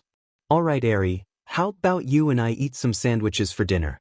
I'm thinking classic American peanut butter and jelly." Eri had never had a peanut butter and jelly sandwich, but thankfully she didn't hate it. Izuku had cut them into little squares that she seemed to like. Once they were finished and it started to get late, Izuku told Eri that she could take his bed, but once she found out he would take the couch, she shook her head. Izuku ended up setting Eri up on the couch while he, still in her line of sight, was at the coffee table with his computer. A pile of blankets and pillows was ready to use when he was done doing his assignments. He had planned to do them earlier, but considering the situation, it was just better to get them done as soon as possible. Eri fell asleep to the mumbling of Izuku and the sound of his fingers tapping on the keyboard. Meanwhile, Izuku tried to think about what exactly he was going to do now. He figured he'd either have to call Mom or talk to Flora-san. Izuku decided it would be better to talk to Flora-san first. The next morning, Eri woke up with a start but calmed down once she saw that Izuku was still at the coffee table. "You stayed," she said. Izuku looked up from the computer. "Yeah, of course you asked me to." His answer made her hide behind the blanket he gave her. Apparently she was shy. He smiled at the sight. "It's okay, Eri," he reassured her. "Now I think it's time for breakfast, don't you?" Once again, like the day before, they ate at the coffee table while sitting on the floor. Eri was still quiet, but she looked a bit more comfortable in the shirt. Her bandages, though, peeked out from the sleeves. Izuku wanted to help her with those, but he didn't know how injured she was. Maybe Flora-san could. She had told him a couple of stories about her crazy days back then. "Eri, would it be okay if we went to where I work? It's a bookshop and my boss is a really nice lady. Her name's Flora and she had a ton of plants. I'd think she'd like her," he explained as he washed dishes. Eri wrung her hands with the shirt. "But we'll be together? I can even show you what I do there and some books too. I'm pretty sure there are some you'd like too." "Then okay. Thank you. Now one more thing, to get there I'll have to use my quirk so we get there quick and don't run into anyone." Eri tilted her head. "Like how you took me away from the bad man?" Izuku nodded. "Yeah, that's my quirk, but the thing is, we have to something a little weird to use it," he said awkwardly, thinking about how exactly a 6-year-old might react to being told they'd jump off a building to his job since he had it tagged. "That's okay," Eri said softly. "All right. So it might be a little scary, but I promise we'll be fine." I won't let anything bad happen to you, Izuku said seriously because he'd have a hold of her the whole time. Eri nodded with a sort of look of wonder in her eyes at his declaration of protection. A few minutes later, with the medical kit in his backpack and Eri secure in his arms, they were on the balcony of the apartment. Okay, Eri, for a few seconds we'll fall and then the next thing you know we'll be in the bookshop. I won't let go for a second, so just hold tight and if you want to close your eyes, it's okay, he explained slowly and clearly to the little girl in his arms. I believe you. At those words, Izuku felt a warmth in his chest and he smiled brightly at Eri. For some reason, her belief in him felt like he could do anything. Izuku looked at the makeshift stairs he made to be able to jump off the balcony. He got into position. Let's go. He ran forward, placing one foot onto the box that was set against the railing and then the other on the railing before he pushed off and soared into the air. He saw Eri's eyes widen but she didn't look scared at all. He only let them fall for a few milliseconds. Before letting his quirk take them to the bookshop. Surrounded by the familiar bookshelves, he quickly asked Eri if she was okay and only set her down when said she was. With that, he called for Flora-san and made sure Eri followed. He almost froze when Eri's hand grabbed him, but he just continued walking to where he heard his boss's voice come from. Oh Midoriya-kun, I thought you didn't work today, Flora-san said once she caught sight of his familiar mop of hair. But her attention quickly shifted to the little girl holding his hand. Well, now who is this young lady? After Izuku explained and Eri moved to look at Flora-san's flowers, the old woman sighed. Wow Midoriya-kun, I can't believe you're becoming a parent at such a young age. Inko will be so happy to become a grandmother, she said with a smirk. Izuku sputtered, Flora-san. She laughed. I'm just joking, she said not a second before suddenly putting on a serious face that contradicted what she just said. I can't believe you're my boss. Flora-san waved him off. Now, respect your elders. Anyway, you're in quite the situation, it's good that you came here. I can help a bit but really Midoriya-kun, you need to go to the police or a hero, she said seriously. I know, Izuku rubbed his hands down his face. I just panicked and Eri is still really skittish even with me. What if the police scare her or make her go back to that man? What if the heroes make her go back? I can't do anything if they do. Flora-san leaned back and brought a hand to her chin. You're not wrong, but you should still talk to them. You can explain you're worried, and Eri is already attached to you. You could still help. But you need to talk to someone who knows what to do. You're right, Izuku admitted. And I will. I think I could call tomorrow to at least let Eri have a day where nothing crazy is going on. All right, Flora-san said. Now with that settled, let me see what I could do for her bandages. She might let not me get close but I'll do what I can. In the end, Eri didn't let Flora-san do anything more than replace her bandages with clean ones. It was better than nothing but there were some cuts that were new on her skin. Then to distract Eri, Flora-san requested her help to make a list of things Izuku needed to do in the bookshop. For lunch, Flora-san brought out food to the both of them and Eri ended up staring at the bunny-shaped rice. Flora-san cackled when Eri simply pointed to Izuku and said, It's you. When it was time to leave, Izuku once again had Eri in his arms, but instead of a balcony, they were on top of the building next to the bookshop. Ready, Eri? Eri nodded. Ready, she said almost sounding excited. When they were back in the apartment, Izuku checked up on her again, even making her lift her arms and turn around just to double-check. For a small moment, it almost looked like Eri was smiling. He hadn't seen her smile once since meeting her. He hoped that one day she could. That night Eri slept on the couch again while Izuku was at the coffee table again. He had finished his notes and put his computer in his book bag. He wrote down the number of the police station he'd call first thing in the morning. A man who wore a bird plague mask and white gloves scowled at the men before him. For the past day, they had no answers as to the disappearance of Eri. Several had paid for that. But now someone had just shown a photograph of the supposed person who took Eri from him. It would only be a matter of time until he had her back. Izuku was washing dishes. It had barely been an hour since they started the day. Eri was happily listening to music with Izuku's earplugs on the couch while he cleaned up after the breakfast he ate. His phone was in his pocket, playing a playlist that he thought was appropriate enough for Eri. It seemed she liked it so far. It had been going well, and Izuku was going to call the number he wrote down last night after he finished. Except it had been barely an hour before suddenly there was a loud crash from the entrance of the apartment. Izuku's heart dropped when he saw two individuals with bird plague masks walk inside, and he gritted his teeth fighting the tugging in his gut. He didn't have Eri. He needed to get to Eri. She was frozen in fear, her eyes on the two men who stared right at her. "Dude, look, she's right there." "Get her," the shorter man of the two said once they laid their eyes on her. "Be quiet, Tanaka," the taller man said, looking bored to even be in the apartment. "Your voice is unnecessarily loud. Just grab her already." But right as Tanaka took a step forward, Izuku was throwing the knife he used to cut fruit earlier at the man. "What the dash? Get the F away from her," Izuku practically snarled at the two masked men. "Who the F do you think are, and what you gonna do about it, huh, punk?" Tanaka asked Izuku, who now grabbed more kitchen knives and whatever sharp things were close by. "Tanaka, calm down. You mustn't lose focus on our objective. This is just the peasant who took Eri away from Overhaul." Tanaka scowled at the taller man. "Oh, shut up, Ito. You're so annoying with that bored look on your face." "Now just English," Ito began to say, but Izuku made a run for Eri. If he could just make it to Eri, then everything would be okay.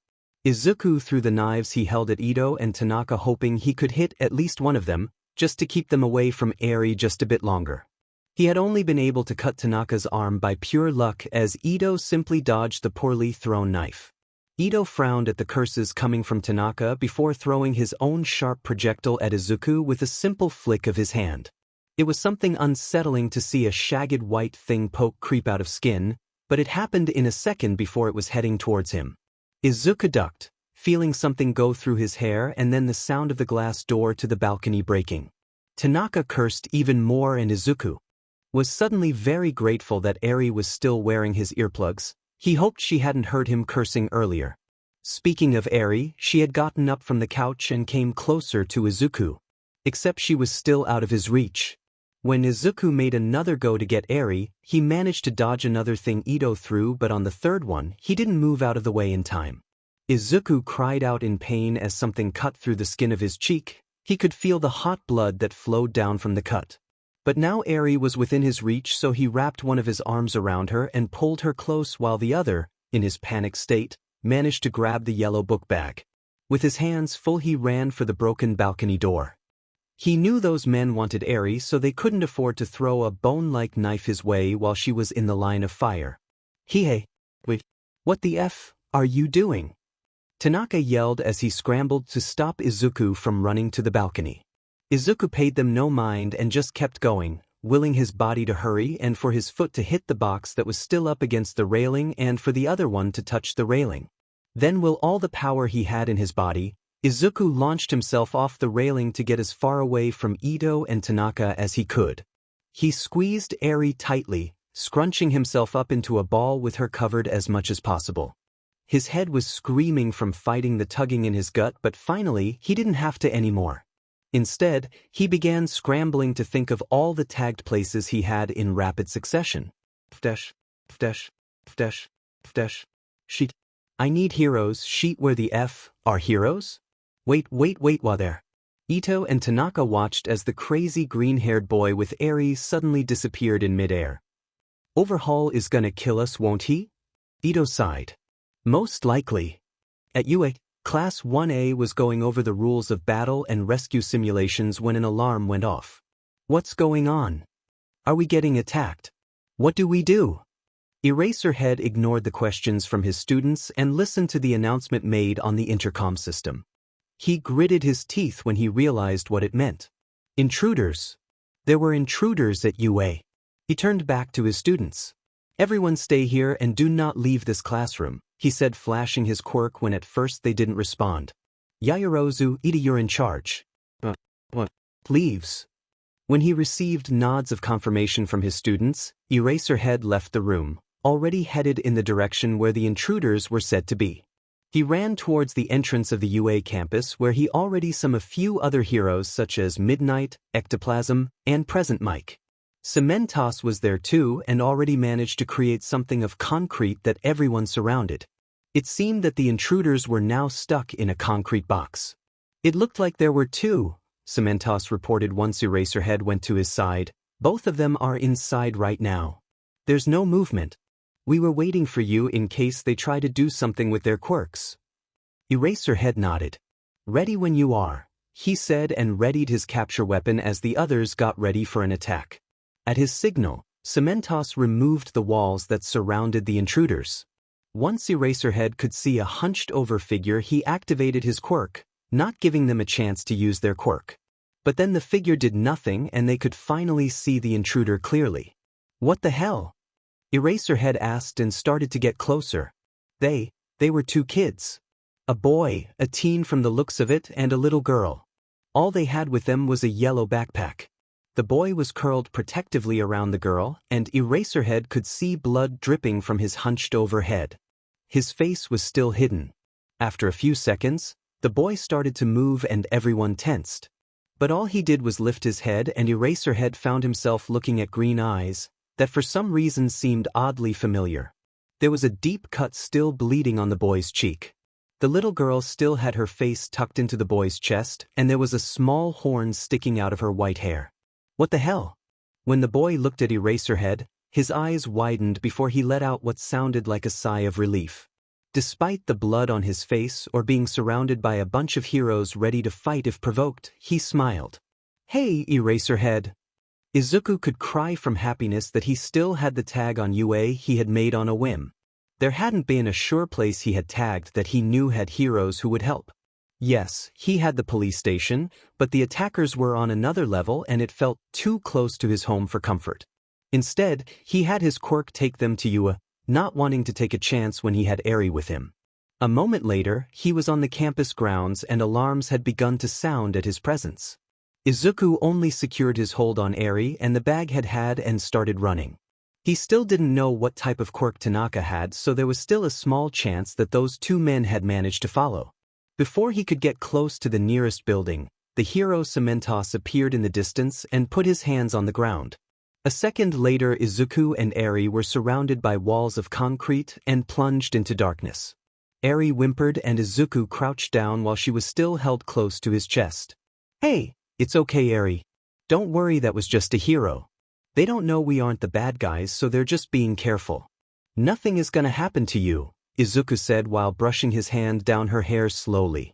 He remembered that she still had earplugs in her ears connected to the Bluetooth of the phone in his pocket. Just keep listening to the music, Eri, it'll be okay. I'm right here. The playlist he had made for her earlier should have been filled with nice songs and nothing too crazy. In the dark, Izuku held Eri close, making sure his body protected her from whatever may come. He could feel the blood on his face and hoped that none of it got on Eri's shirt. She really liked that green rabbit it had. Izuku waited. At some point, some voices could be heard from outside but still muffled by the thick concrete.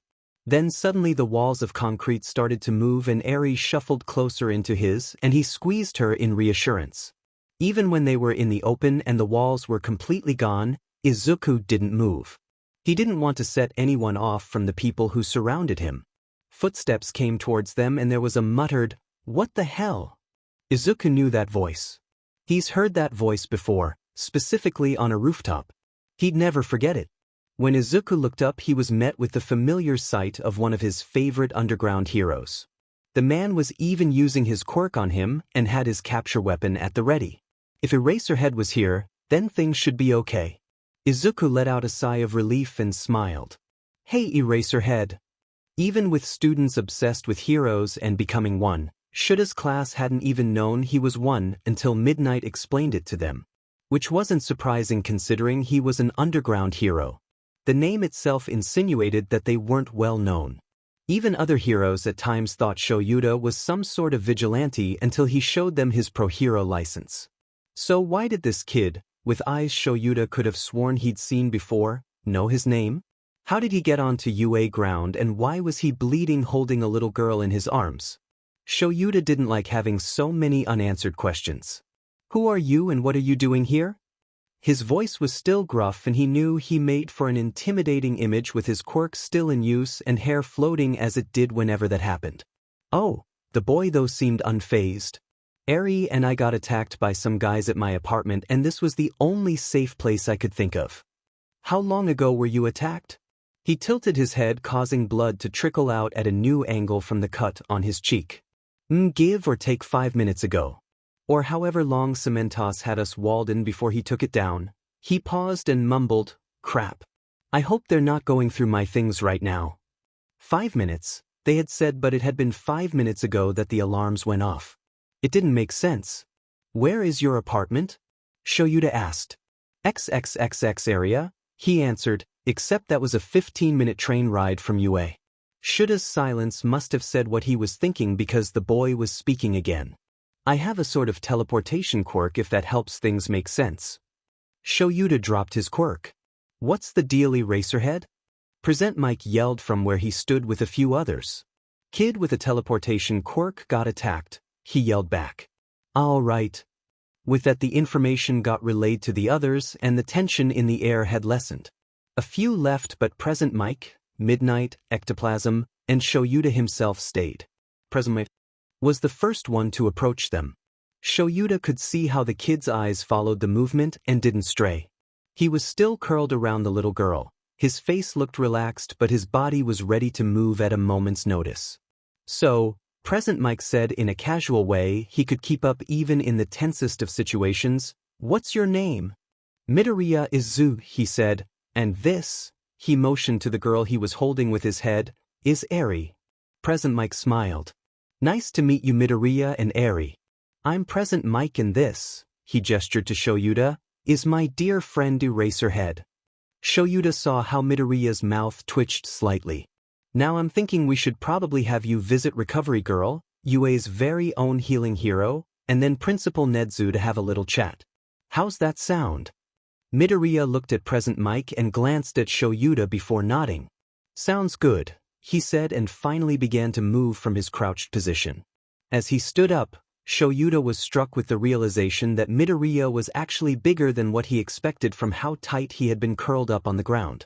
When Midoriya readjusted his hold on Eri and his book bag, he didn't show any signs of discomfort from the position he had been in earlier.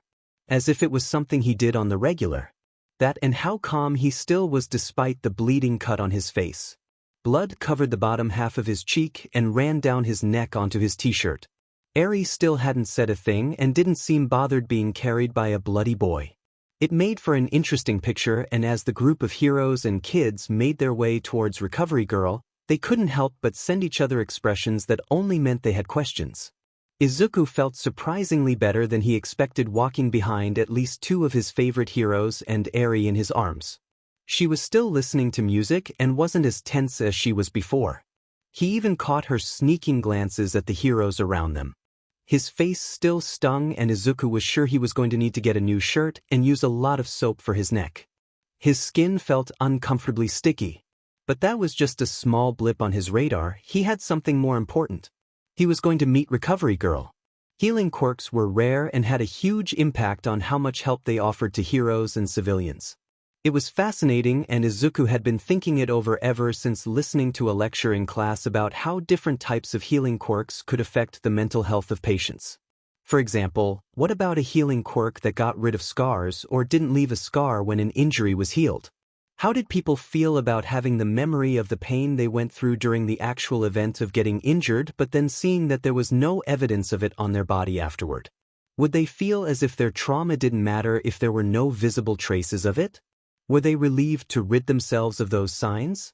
How would others treat someone when that person speaks about their trauma but doesn't have the scars or signs of old injuries to match the story? Would that person be called a liar, a fake? Would their experience be belittled or deemed less than that of a person who still had those scars? What about heroes?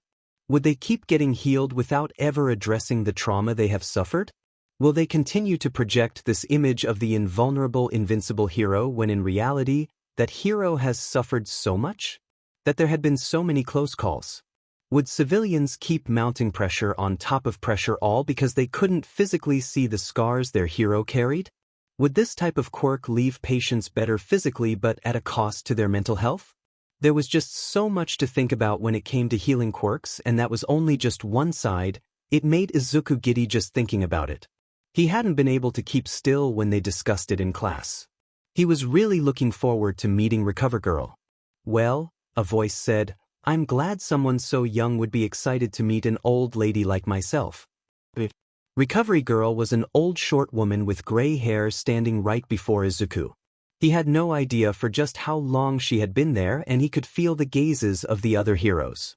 They had an odd expression on their faces. Dude, what was all that just now? Present Mike asked, and his voice was vastly different from the upbeat tone on his radio show. I don't even know how to describe it, to be honest. It seemed that Izuku did not have as much control over his mumbling as he thought. He smiled apologetically. Sorry, it was just some stuff about the implications of healing quirks. Like how they work and could affect patients long term. It was a really interesting topic in class, and coming to meet Recovery Girl just reminded me of some ideas that I had. Silence. Well, Recovery Girl broke the silence with a tap of her case. As interesting as those questions were, I need to have a look at you and the little one you're carrying. Oh yeah, right? Izuku readjusted Eri to be on one arm while he reached his hand in his pocket to get his phone. The heroes tensed at the quick moment, but Izuku just pulled out his phone to pause the song that was playing before putting the phone back. He looked at Eri. Hey sweetie, can you take out the earplugs for me? Slowly Eri moved her face from it being pressed against his shoulder and took out the earplugs before playing them into Izuku's waiting hand. Thank you, now Recovery Girl here wants to take a look at you just to make sure you're alright. When Eri tensed he added, don't worry, she's really nice and won't hurt you. I'm gonna be right there too. You promise? Eri asked in a whisper. Izuku smiled. I promise. Okay. When Izuku turned back to tell Recovery Girl they were good to go, he noticed Midnight practically burning holes into him with how hard she was staring. Recovery Girl ended up leading them to a bed near a window and directed him to place Eri on top. He did, but held her hands and sat in the seat next to the bed, still within reach. Recovery Girl didn't bat an eye at the hand-holding and simply began going through the routine of a general checkup with Eri while explaining along the way. All the while Eri didn't let go of Izuku's hand, and when she tightened her hold he started to talk about how one day when he was little he watched a cat chasing a butterfly. A simple story, but from the way Eri's tight grip lessened, it did the job. All the while, Present Mike, Eraserhead, Midnight, and Ectoplasm watched with growing interest. Midoriya, can you explain the bandages on her arms and legs? Recovery Girl asked. I actually don't know too much. But I think they came from the bad guy she was with before. She has some cuts underneath them. He brushed his thumb reassuringly on Eri's hand when she tensed at the mention of the bandages. Recover Girl hummed. Can I take a look at them now? She looked at Eri. Would that be okay with you, little one? Eri looked at Izuku. It's what Flora-san wanted to do, but Recovery Girl knows how to do it really well and she can help with the cuts underneath it. Eri stayed staring at Izuku before finally looking back and giving a small nod to Recovery Girl. When Recovery Girl removed the bandages it was still silent and only the sound of Recovery Girl's musing. But even then Eri started to tear up and looked at Izuku, who just smiled at her sweetly. It's okay Eri, you're okay? There were so many scars underneath the cuts. When Flora-san had changed the bandages, Izuku hadn't actually gotten the best look, but under the bright light of the infirmary, Izuku saw more than he wished was there. His other hand that wasn't holding Eri's was in a fist, and he could feel his nails digging uncomfortably into his skin. The scars were mixed among new cuts, one that only looked a few days old or had barely begun to scab over. Izuku wanted to throw whoever the hell did that to Eri off a building, and when Recovery Girl uncovered the other 3 limbs Izuku wished that he could do it 1,000 times more. But all he could do was just hold her hand as she cried. He didn't let go as cuts were cleaned, new bandages were wrapped around, and Recovery Girl deemed Eri otherwise healthy. He breathed a sigh of relief. Now it's your turn, Midoriya. Huh. I need to check up on you too, Recovery Girl repeated. Oh, but I'm fine. Ectoplasm snorted in the background and Recovery Girl raised an eyebrow. Eraserhead broke the silence. Midoriya, he said deadpan, you have a deep cut on your cheek and have bled on the right side of your face and neck. You used your quirk to escape an attack, and don't think I didn't see you clenching our fist. Let Recovery Girl look you over. I can't have you talking to the principal covered in blood. Izuku looked dumbly at Recovery Grill, who held up a small mirror revealing just how of a mess he looked. Oh. Yeah, oh, Eraserhead said. With that, Recovery Girl directed him to sit up on the bed next to Eri and turn his face for her to look at his cut. This time Eri was holding his hand and telling him he was okay. How did you get this cut? Got cut with what looked like a bone knife one of the guys threw at me when they attacked my apartment. Pretty sure his name was Ito. Did you see anything covering the weapon? No, just looked like bone and hurt at first, but now it actually feels kind of numb, like a dull pressure. You've bled a lot and there's a chance of nerve damage depending on what else that person's quirk does. Either way, you'll be left with a scar. Izuku tried to move his head but was kept still as she cleaned it and gave him a kiss. Suddenly he felt a lot more tired than before, but he couldn't help but ask, "Your quirk just speeds up the body's healing process, right?" She smiled and placed a bag of gummies in his hand and another one on Eri's lap. "Yes, my patients are left with the scars, only getting them sooner," she said in reference to his rambling earlier. "Now eat those gummies, I know you feel tired. And give him a new shirt." Midnight added as Eri and Izuku ate the gummy. Shoyuta really had a headache now, though that seemed to be an ever-present thing ever since he was hired by Nedzu. Really all he wanted to know was nothing more than to simply go into a dark corner, zip himself into his sleeping bag, and sleep. But did things go the way he wanted? No, they did not. Instead, he watched as some random teenager who was partially covered in blood carried a little girl listening to music while Shoyuta himself was subjected to the low mumbling from said teenager. Mumbling that really was some scarily thought-provoking questions about the effects of the healing quirk of Recovery Girl and overall healing quirks in general. It had been unnerving to hear about the societal implications of the existence or lack of scars from someone with blood on their face. Even more so by the fact that Midoriya hadn't even realized it until Recovery Girl called him out on it. An interesting topic, Midoriya said about something that jump-started Shoyuta questioning his whole perspective on healing quirks. Shoyuta didn't particularly enjoy mindfucks so early in the school day, or at all really. Even more aggravating was the fact that he could have sworn he recognized Midoriya. Those green eyes were stuck in his head, oddly familiar, and the more Midoriya spoke the more Shoyuta started to think he recognized his voice too. Already a headache before they had even gotten to reach the principal's office. A tiny part of him hoped that whenever he'd be able to get back to his class, they hadn't done something stupid in his absence, because he wasn't going to be able to handle that on top of whatever the hell Midoriya was involved in, which of course Nedzu would want to get his grubby paws into as.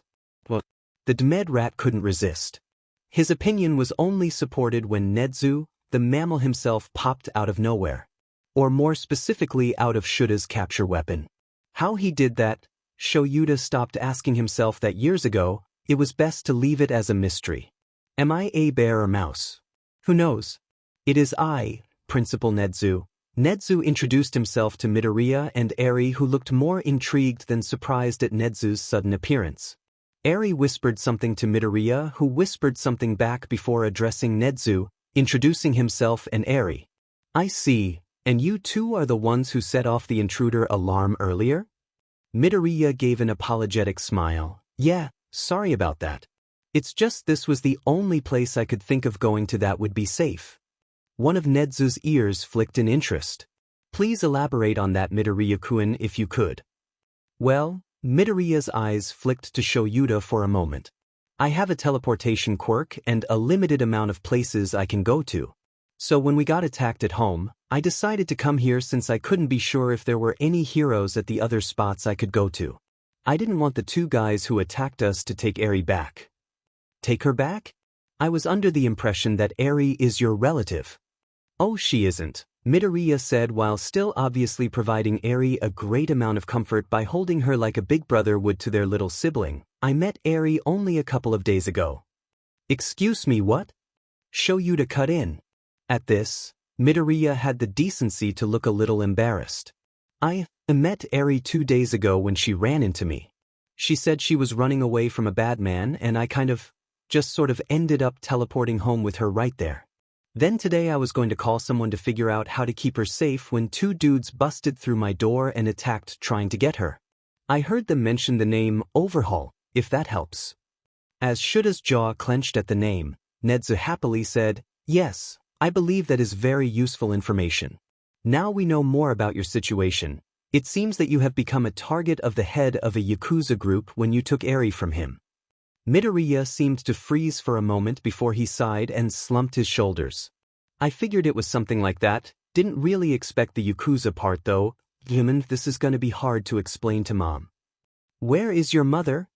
At the question, his shoulders even slumped further downward as if a new weight was put on them. She's out of the country for a business trip, she won't be back for a couple of weeks, so it was only me until Eri ran into me. At the sudden change in Midoriya's mood, Eri began to fret over him.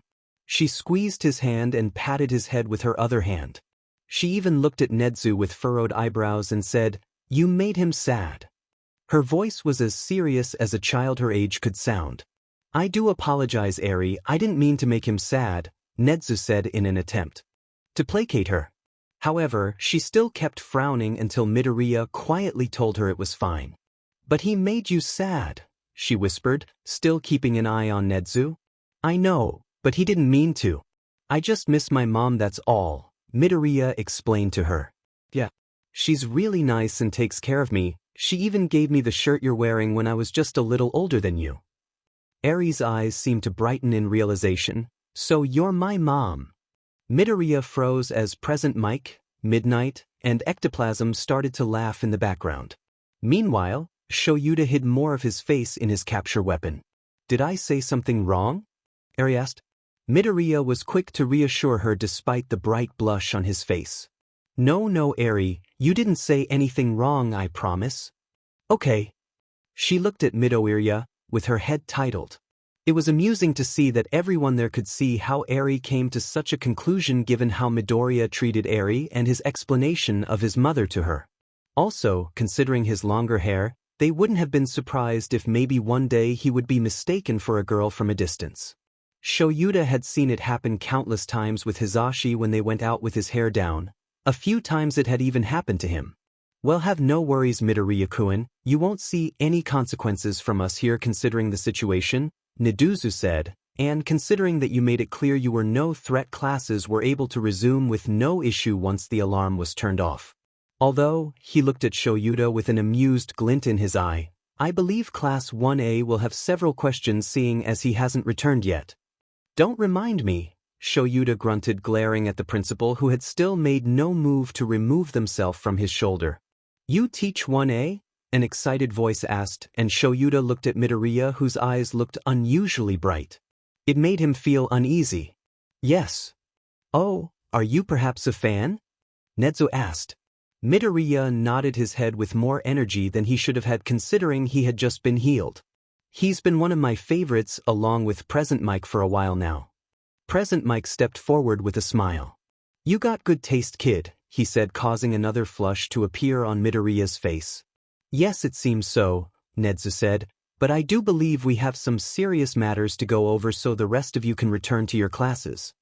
With quick and, in Shuda's opinion, over-the-top goodbyes, they left. Nedzu turned his attention to Recovery Girl. "We'll leave you to help other students without interruption." Yes, she said, tapping her cane on the ground. "Now get going before people come and start asking annoying questions."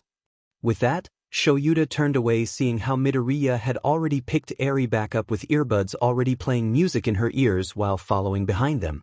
He tried to ignore the fact that he was still giving Nedzu a ride. It was only once they finally went inside Nedzu's office that his shoulder was freed and he gladly took a step to the side from where Nedzu sat in his chair. Meanwhile, Midoriya set Eri and his book bag on the couch in the room before making his way to one of the seats across from Nedzu. Once Midoriya was settled across him, Nedzu finally spoke. "Tea?"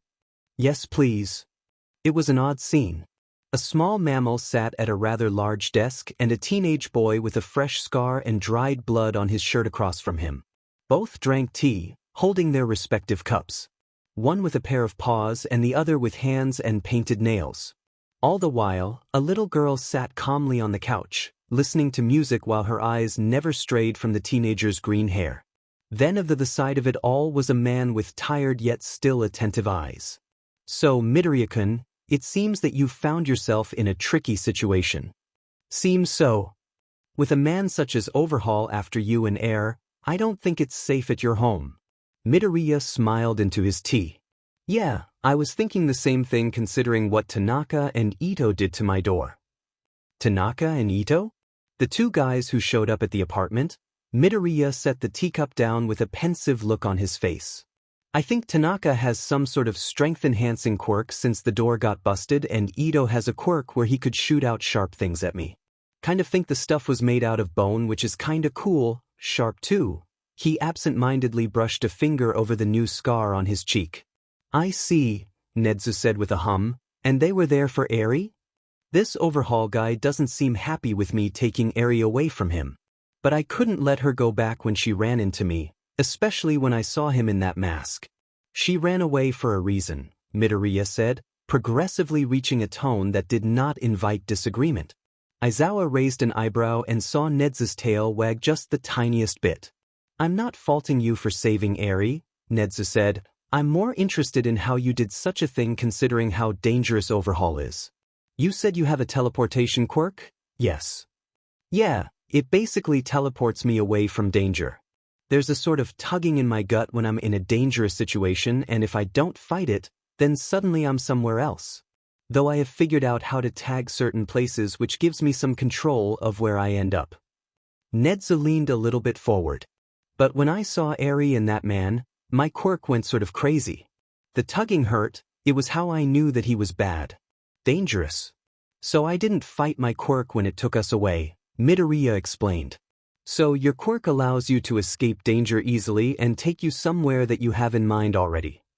Pretty much, Midoriya agreed. Most of the time if I just let my quirk do its thing, then I don't really get hurt. Aizawa saw Nedzu's tail wag a bit more. Then how did you manage to get that cut from Ito? Nedzu asked, his beady eyes looking at the scar on Midoriya's right cheek. That's 'cause I couldn't let my quirk take me away, yet when they broke in, Midoriya answered simply. He looked back at Eri, who had yet to take her eyes off of them so far. I didn't have Eri and I wasn't going to leave her behind. So when I tried to reach her, one of Ito's bone things ended up cutting me. He turned back around to look at them. But I was able to grab her and jump off the balcony. Aizawa could see the beginning telltale signs of Nedu's laughter as the principal had Midoriya explain why he had jumped off the balcony. As he listened to the story, something suddenly clicked in his mind. It was you, Aizawa suddenly said, looking straight at the teen. Huh. You're the kid I saw those 2 nights that jumped off the roof and disappeared. Midoriya looked at him for a moment before grabbing the teacup to take a sip, only before he finally answered with, I have no idea what you're talking about, Eraserhead. Shoyuta was positive that Midoriya was the kid he saw.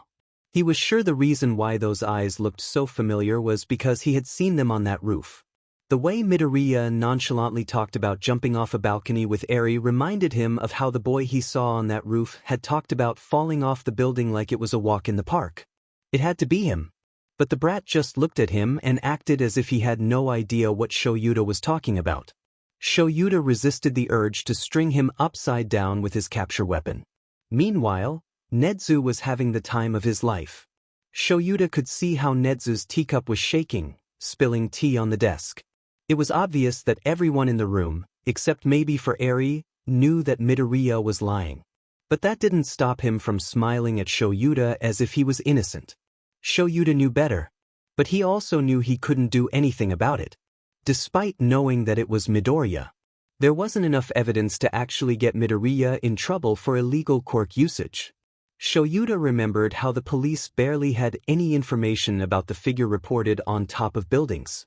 The descriptions had been inconsistent, and there was the fact that some people thought the figure was actually some sort of illusion instead of a real person. Especially since no one had even gotten their hands on the figure. So even if Shoyuta were to go back to the police and say, this is the guy, there was reasonable doubt. He doubted that Nedzu would help either, the rat was fond of these sorts of things. Then there was the whole situation Midoriya was in, being targeted by Overhaul while taking care of Eri. In reality, a little teleportation was barely a blip on the radar of other shit he had to handle. Still, it made Shoyuta wish he didn't go to work today. Izuku was so grateful for having learned how to have a better poker face over the years when he looked Eraserhead in the eyes and straight up led to the man, going so far as to deny he had any idea what he was talking about, even if he knew that Eraserhead did not believe in him one bit. And Izuku wasn't even going to suggest that Principal Nedzu did not see through his lie. But was he concerned? No, not really. There were a few things a little more important than Izuku partaking in jumping off of buildings within the last few months. Things like how his apartment was definitely a no-go and there was a weird Yakuza guy after him, and Eri. Izuku really didn't know how he was going to explain this to his mom. She's going to get so worried. It didn't help that the reality of his situation was being presented to him by one of the smartest people that Izuku was ever going to meet in his life. What should I do then? Izuku asked when told that there weren't many places that they would be safe in. You can go into witness protection, though mostly likely the two of you would be separated. Izuku's heart dropped when he considered the idea of going into hiding. He wouldn't stay with Eri? What would happen to his mom? Would he even be able to talk to Flora-san? What about online school? Would he have to drop out? No, he couldn't do that. He finally had something good, something of his own. Izuku wasn't about to let some weird bird mask guy ruin that. He was tired of running and tired of people ruining things for him. Or, Nedzu continued, you could live here.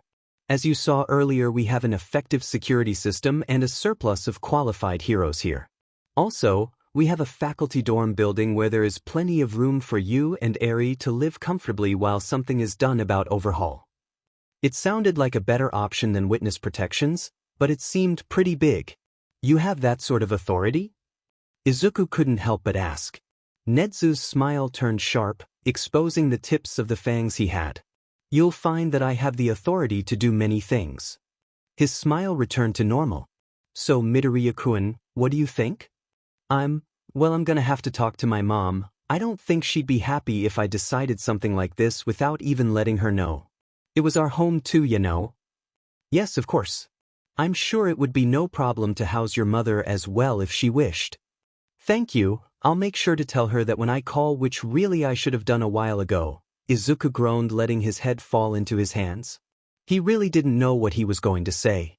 Nedzu laughed. We can give you privacy if you need now to make the call. No, it's okay. He pulled the phone out of his pocket, already dialing. Just don't laugh. The two were silent as the phone rang barely twice before his mom picked up. Hi, honey. Her voice was a welcome reprieve from the stress of everything. I'm so happy you called. How are things? Are you okay? Have you been eating all right? Izuku listened to his mom's nervous rambling and questions about how he had been doing, just slightly wincing at the fact that he was about to drop some no-so-good news. Mom, he said, finally interrupting her never-ending line of questions. Yes, Izuku? She asked with a tone that made it clear she noticed how serious Izuku sounded. Izuku took a deep breath before he said, I kind of did a thing? He winced at his poor wording but pushed through and began to explain how exactly he had gotten himself into a bit of a mess, barely taking a breath as he did so. Only when he finished did he take a deep breath, closing his eyes in preparation for her response. It showed who he had gotten most of his traits from when his mom answered in a flurry of words and proof of an impressive lung capacity. Oh, my poor sweet boy. Is Eri all right? Are you all right? Don't worry about the apartment. I'm just happy you're safe now. Now, I am upset that you didn't go to someone earlier when you took Eri, but I can understand wanting to let her rest. Even if it was just for a short time. I'm glad you were able to talk to Flora-san. Really, we need to give a gift back to thank her when I come back. Oh, maybe I could catch a flight back to Japan now. I do have some points saved up and I dash. No, Mom. Izuku cut in.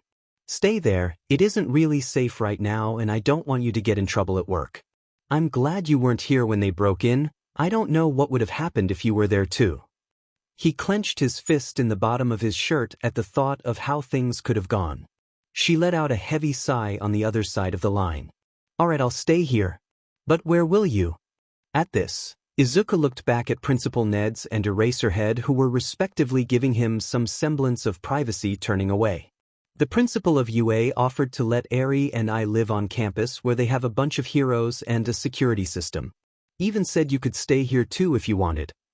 They really said all that? It made sense to be hesitant.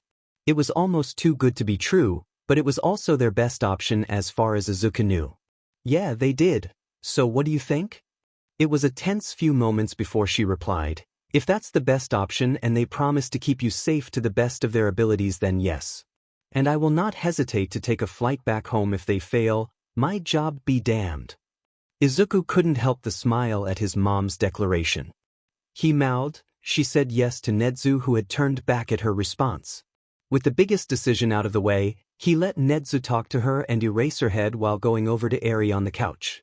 I can still stay with you, Ei asked immediately. Up. We'll stay together here until we can go back to my home when it's safe.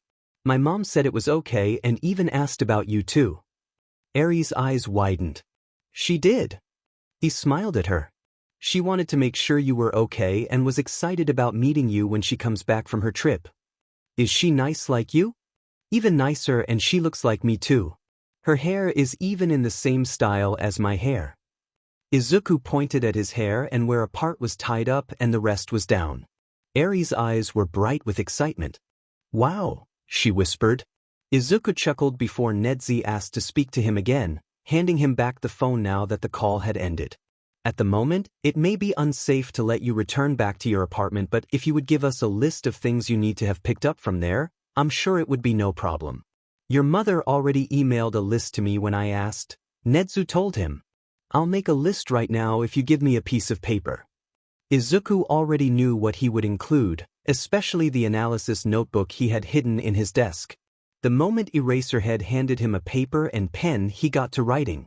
It took a few minutes, but when he was done he had written items ranging from socks to the important documents his mom had organized in a file box. Though she probably already included that in her list, it didn't hurt to be sure. He was only able to keep the list limited to one page by writing a bit smaller than usual. When he handed the paper over, Principal Nezu looked it over with interest. At least that's what it looked like to Izuku. He couldn't help but wonder what they were thinking about his list. Nezu had to refrain from cackling like a madman when he went over Midoriya-kun's list.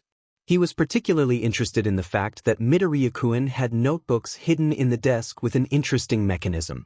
Later on, he would find amusement when giving the list to the heroes who were designated for the job of retrieving those items, especially listening to their chatter through the radio as they went to the apartment. God, just how old is this kid? He wants us to get what? Not even I have that. Dude, there's a hidden compartment in his desk. Hey, help me with the file box. Both of them had it on their list. He included the family photos. Like mother like son, I guess. No truer words could be spoken here. Present Mike was the one who ended up showing Izuku where he would end up living with Eri while they stayed at UA. Principal Nezu had stayed in his office while Eraserhead returned back to his class, albeit very slowly. Present Mike was nice though. He was calmer than before, and Izuku had a feeling that it was because Eri was there. All right, here will be your home away from home, Present Mike said as he opened the door to what would be their dorm. It was bigger than Izuku expected and much more than just a bedroom and a bed. Instead, there was also a sitting area with a couch and a table to the side. 2 more doors led to a bathroom and a bedroom. It was almost like a small little apartment. Here it is, and the kitchen area you pass by downstairs is free to use too. Not a lot of faculty members stay here, so the majority of the time it will mostly be you and Eri in the building. Except you might see a teacher or two if they decide to come here and rest, Present Mike explained. Izuku set Eri on the ground to walk around as he took a look around too. I think this will be fine, thank you, Present Mike. Present Mike waved him off. It's no problem, kid. Anyways, your stuff should get here soon, so go ahead and take a look around the building. Later on, I'll see how you're settling in. He paused. Oh, does Eri need clothes? If she does, I know just the person to get her some. Yes, she does. I don't have any clothes that would be all right for her to wear other than the one she's wearing right now, Izuku said, rubbing his neck in embarrassment. No worries. When I come back, I'll bring some things for her, Present Mike said before finally leaving. Once the hero's steps were out of earshot, Izuku let out a deep breath and practically collapsed onto the couch where Eri had already taken a spot on. He closed his eyes and tried to think of all the things that happened to him just earlier today. Had it really only been this morning? Are you okay, Mom? Izuku froze in place and opened his eyes to see red ones looking down back at him. He smiled and squeaked out, I'm fine, Eri, just a little tired. How about we take a little nap, yeah? He choked out, knowing his face was on fire. Eri blinked at him. Okay, Mom. Izuku knew his face was on fire and it wouldn't go away anytime soon with the way that he felt Eri start to play with his hair. Though, eventually his blush died down and he just closed his eyes. The sensation of Eri playing with hair was nice and she had seemed content to continue doing it. Soon enough, he fell asleep. The tension he had since the attack melted away and Eri's hands stopped so as she had slowly fallen asleep too. When Shoyuta returned to Class 1A, he was instantly bombarded with countless questions. What was that alarm about, Sensei? Were we attacked? Did you defeat a villain? Why were you gone for so long? What shitty villain tried getting in here? Are we going to continue the lesson we were going over before the alarm? What happened? They all spoke on top of each other and Shoyuta grimaced at the noise. He silenced the class with a flash of his quirk. God, all he wanted to do was sleep. Shoyuta took in a deep breath before addressing his class. The situation had been dealt with, there were no villains. Now here is a worksheet to complete. As he watched his class work together to complete the worksheet, he lamented the fact that there was yet another teenager that would only add to the reasons for his stress. A couple of hours later, Izuku was away in the kitchen of the dorm building making lunch for Eri. They had slept and after the nap, he felt refreshed. Eri was sitting on the counter swinging her feet that hung off of it. Every time he looked at her, he was reminded of the fact that she had easily called him Mom. Since she woke up, she still called him that. Thank you, Mom, she said after Izuku pushed the plate of apple slices and a sandwich toward her. He almost choked on his sandwich. With the way that Eri kept using the term, it seemed that he was going to have to get used to it. Of course, he could have just told her not to call him that or maybe something different like brother, but he didn't like the idea of making Eri doubt herself when she seemed so happy with her decision. Anyway, it didn't hurt him to be called Mom. It was far better than anything else he had been called before. There was no harm in it. She looked okay eating the little sandwich and apple slices. While his was whole, hers was cut diagonally like how his mom used to cut it when he was little. She didn't mean to mind the crust though. With how skinny she looked, he worried that the bird guy, Overhaul, didn't give her proper meals. She was still sitting on the counter eating the apple slices slowly when Aizawa and Nedzu arrived along with their things from the apartment. Nedzu, funnily enough, was still sitting amongst the capture weapon of Aizawa. Probably because it was a comfortable spot, it did look oddly comfortable. Midoriya, I see you're getting acquainted with the building's facilities, Nedzu said. Oh yeah, Izuku said. The kitchen is nice. Eri and I like the room too. Thanks again for letting us stay here. You're welcome, Nedzu nodded. It seems that the heroes had no issue getting everything on your list. I must say, it was very well thought out and practical. Izuku shrugged. Has to be. I don't actually know how long it will be until I can go back home. He looked at Eri. I'd prefer to have some things with me instead of them just sitting in an empty apartment. Makes sense, Aizawa mumbled and Izuku had to hold back a smile. Very logical, Nedzu said with a teasing lilt towards Aizawa before continuing. Now Midoriya, I came here to discuss something we failed to go over in my office. Izuku froze and Nedzu continued. Your schooling situation. As I know you're aware of, you will not be likely to go to the school you're attending at the moment due to your situation. I was going over the possibilities of having you become a student of UA, most likely general education course since you have not taken the entrance exams for the hero or the support courses. I can't switch school though, Izuku replied instantly. Aizawa took a step forward. It isn't safe for you to go back to school with a target on your back. At his words, Izuku paused and looked at the two of them before he suddenly laughed. Nedzu's ear twitched and Aizawa tilted his head. Meanwhile, Eri ate another apple slice while her eyes kept watching Izuku. I'm sorry, Izuku said after calming down. But it's just you got something wrong. I don't actually go to school. It's online so it's not really a problem. Nedzu's tail twitched. Well, Then I can safely say you'll be fine to continue your education as before. Although, if you wish, I don't see an issue if you were to transfer to be a UA student. The echo of a smile on Izuku's face from laughing slowly faded away and was instead replaced by a bittersweet one. Smaller than before. I'd rather not, he said softly. I really like my classes. Now, but thank you for the offer, I just can't. A small hum escaped Nedzu before he nodded. I respect your decision, however, if you ever change your mind, the offer still stands. I believe UA would be glad to have you as a student. With that, he signaled for Aizawa and them to elevate before Izuku could say anything else. Except he just watched them leave silent. Shoyuta saw most kids jump at the chance to be able to attend to one of the most prestigious hero schools in Japan. Sometimes the parents and kids themselves went to far lengths just to even have the slightest chance of getting in. Then there was Midoriya, who was being hand-presented with an opportunity but the principal himself declined. Online school, he had said with that bittersweet expression on his face. The kid clearly had potential. Some would have said that saving Eri was proof enough that he'd be a good hero, but Midoriya said he was content with what he had. He said no to Nedzu, who rarely didn't get what he wanted.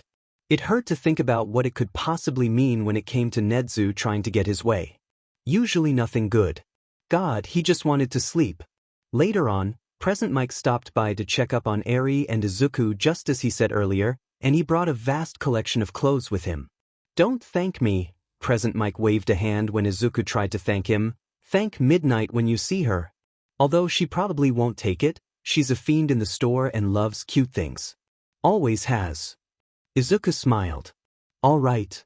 He turned to Eri, who was slowly going through the pile. She was holding up a dark green sweater. Eri, do you like them?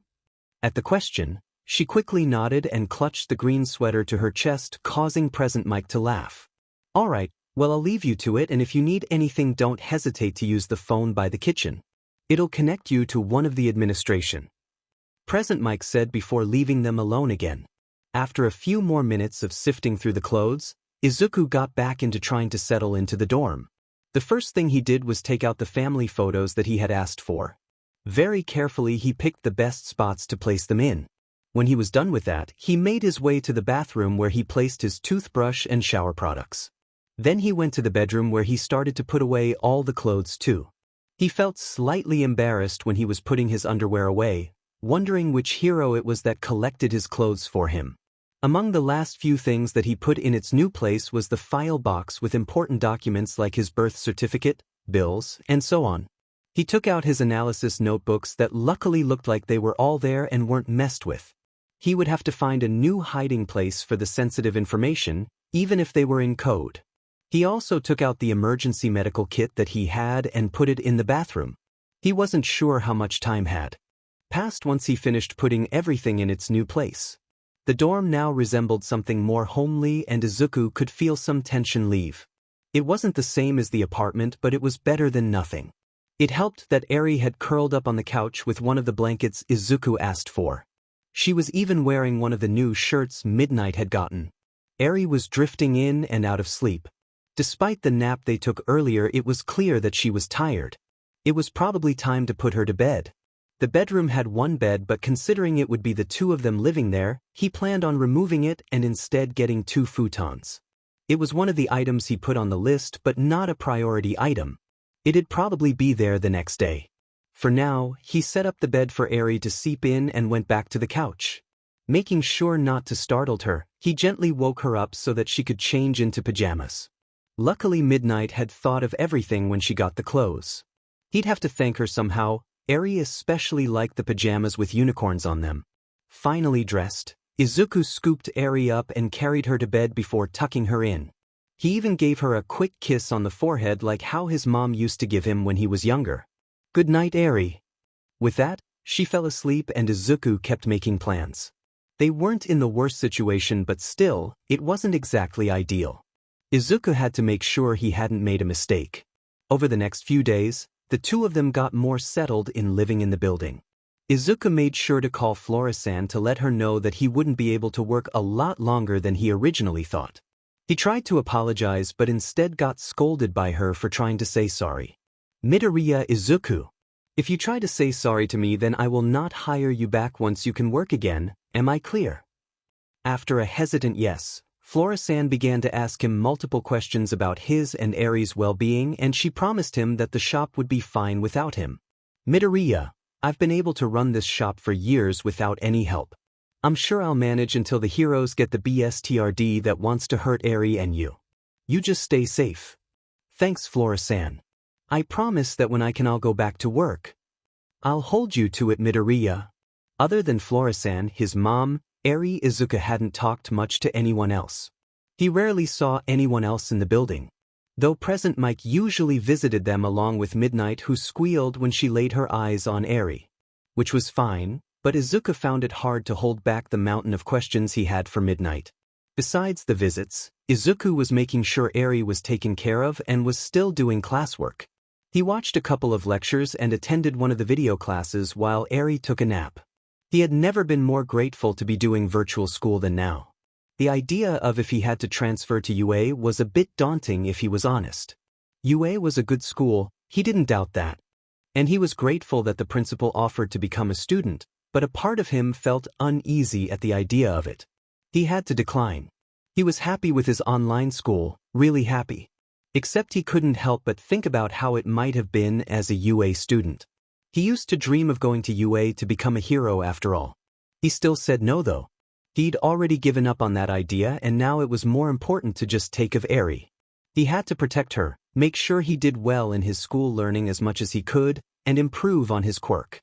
That's what he could do instead. Earlier, when Izuku was trying to get to Eri while Tanaka and Ito were attacking, he wasted precious time. He had been lucky all he had gotten was a cut to his face, then a stab to his chest or stomach. He needed to teleport in more ways. Not just to tagged locations when he was in danger. He was sure he would be able to do it. The block that was there was almost gone, and he hadn't even started to try to see if he could teleport to places in proximity. So along with schoolwork and Eri, Izuku practiced his quirk. He pushed past the growing headache and stayed up late to work on it. To get past this one last thing he'd been working on for the longest time. Then finally one day something happened. It had been 2 hours of trying to imagine himself being pulled to the other side of the room. To just be there already. He probably looked ridiculous staring so hard at the other side of room. But he remembered the panic from the attack when Tanaka and Ito came to take Eri away. He remembered all the thoughts that had been running through his head. How he needed to get to her before the others could. This wasn't about trying to feel the tag for a faraway place. This was just to get across the DMN room. A sort of short-distance teleportation which Izuku believed should have been easier to do considering he could do long distance. Except he wasn't in danger now. Suddenly Eri came into view, her head tilted at him. Are you trying to go somewhere? Izuku laughed half-heartedly. He lifted a hand and pointed to the other side of the room. Yup, over there, but it's a bit harder than usual. Eri shifted her weight on her feet. Do you have to jump? Her eyes flitted to the window and small balcony they had. He shook his head. Not this time, I'm actually trying to do it without jumping. A very key detail, seeing as Izuku thought it would probably be hard to find balconies to jump out of all the time.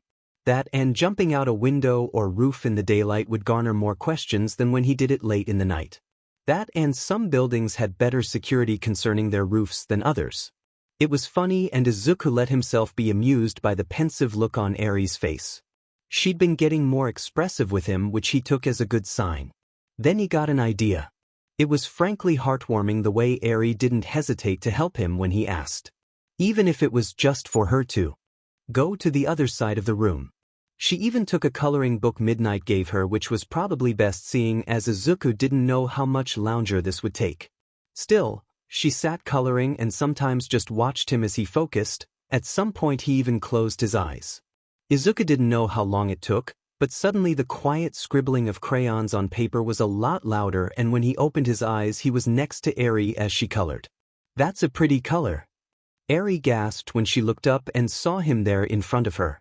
You did it, Mom. Izuku's smile only grew bigger, and he couldn't resist picking up Eri and holding her up high as he laughed because he did it. He finally did it. With ease, he could be where Eri was if he needed to be. He pulled her back down and into a hug, squeezing her tight. Cause of you, he said. I was able to because of you. When Eri squeezed him back, he didn't let go. For the rest of the day, Izuku kept practicing trying to get the handle of it. He only stumbled a few times, much to Eri's amusement, as he teleported around the dorm and slowly around the building. It was only later that he offered to teleport with Eri, who happily accepted. Every time they kept popping up in different places, he could see Eri was getting closer to smiling. Midoriya was back in Nezu's office drinking tea. I wanted to see how you were settling in since arriving at UA, Nezu explained. I'm doing fine. My online classes are going well and I've been working on my quirk. Nezu's eyes showed interest. Do tell me about your classes, Midoriya. I am interested in seeing what exactly you had said no to my proposition. Given the opportunity to talk about his classes, Midoriya excitedly started explaining. With bright eyes and a smile, he told Nezu all about how cool his teachers were and how they had pushed him to do advanced classes. He talked about some of the topics that they had discussed in class and some of the projects he already started working on. He especially loved talking about the ethics class he was taking with some upper years and his quirk theory class. Midoriya even brought up some of the questions he had come up with when he first met Recovery Girl. Meanwhile, Nezu took note of Midoriya's enthusiasm and his obvious love of learning. It made Nezu want to get his paws onto Midoriya's mind and dig deeper, even more so when Izuku shared his thoughts and questions about the healing quirk. It was an amazing sight to see Midoriya become so full of passion for knowledge, and Nezu felt the urge to start in-depth discussions about all of the topics that Midoriya had brought up. He had to have this great mind to become a student at UA, but Nezu could tell that it would not be easy. The boy was absolutely thriving in his current school, even if it was online. The mammal knew it was unlikely that Midoriya would leave it. But he had to have the chance to dig deeper into the child's brain, who knows what innovative, groundbreaking ideas it could have. Nezu would not let go so easily. After Midoriya finally reached the end of his excited ramblings, Nezu quickly spoke to him. Midoriya, you have a brilliant mind and I must insist that you see what UA has to offer other than the building you currently reside in. I know you said you would not transfer school, and while I respect that, I would like it if you stop by classes and see how they are. I would greatly appreciate the chance to get your opinion on the way my faculty teaches and the material they go over. Midoriya paused, his eyes wide. Really? Yes, really. I am giving you permission to go around UA and to any class and to give me your opinion and insight. I find myself very much interested in your thoughts, as your mind, I might say, is close to being on par with my own, if not already is. Of course, it may not be, but even then I would like to hear what you would have to say, Nezu explained. He blinked. Wow, I don't even know what to say, to be honest. You do not need to say anything. Just if you do take me up on this offer, simply come by my office when you can and have a discussion with me about what you have seen.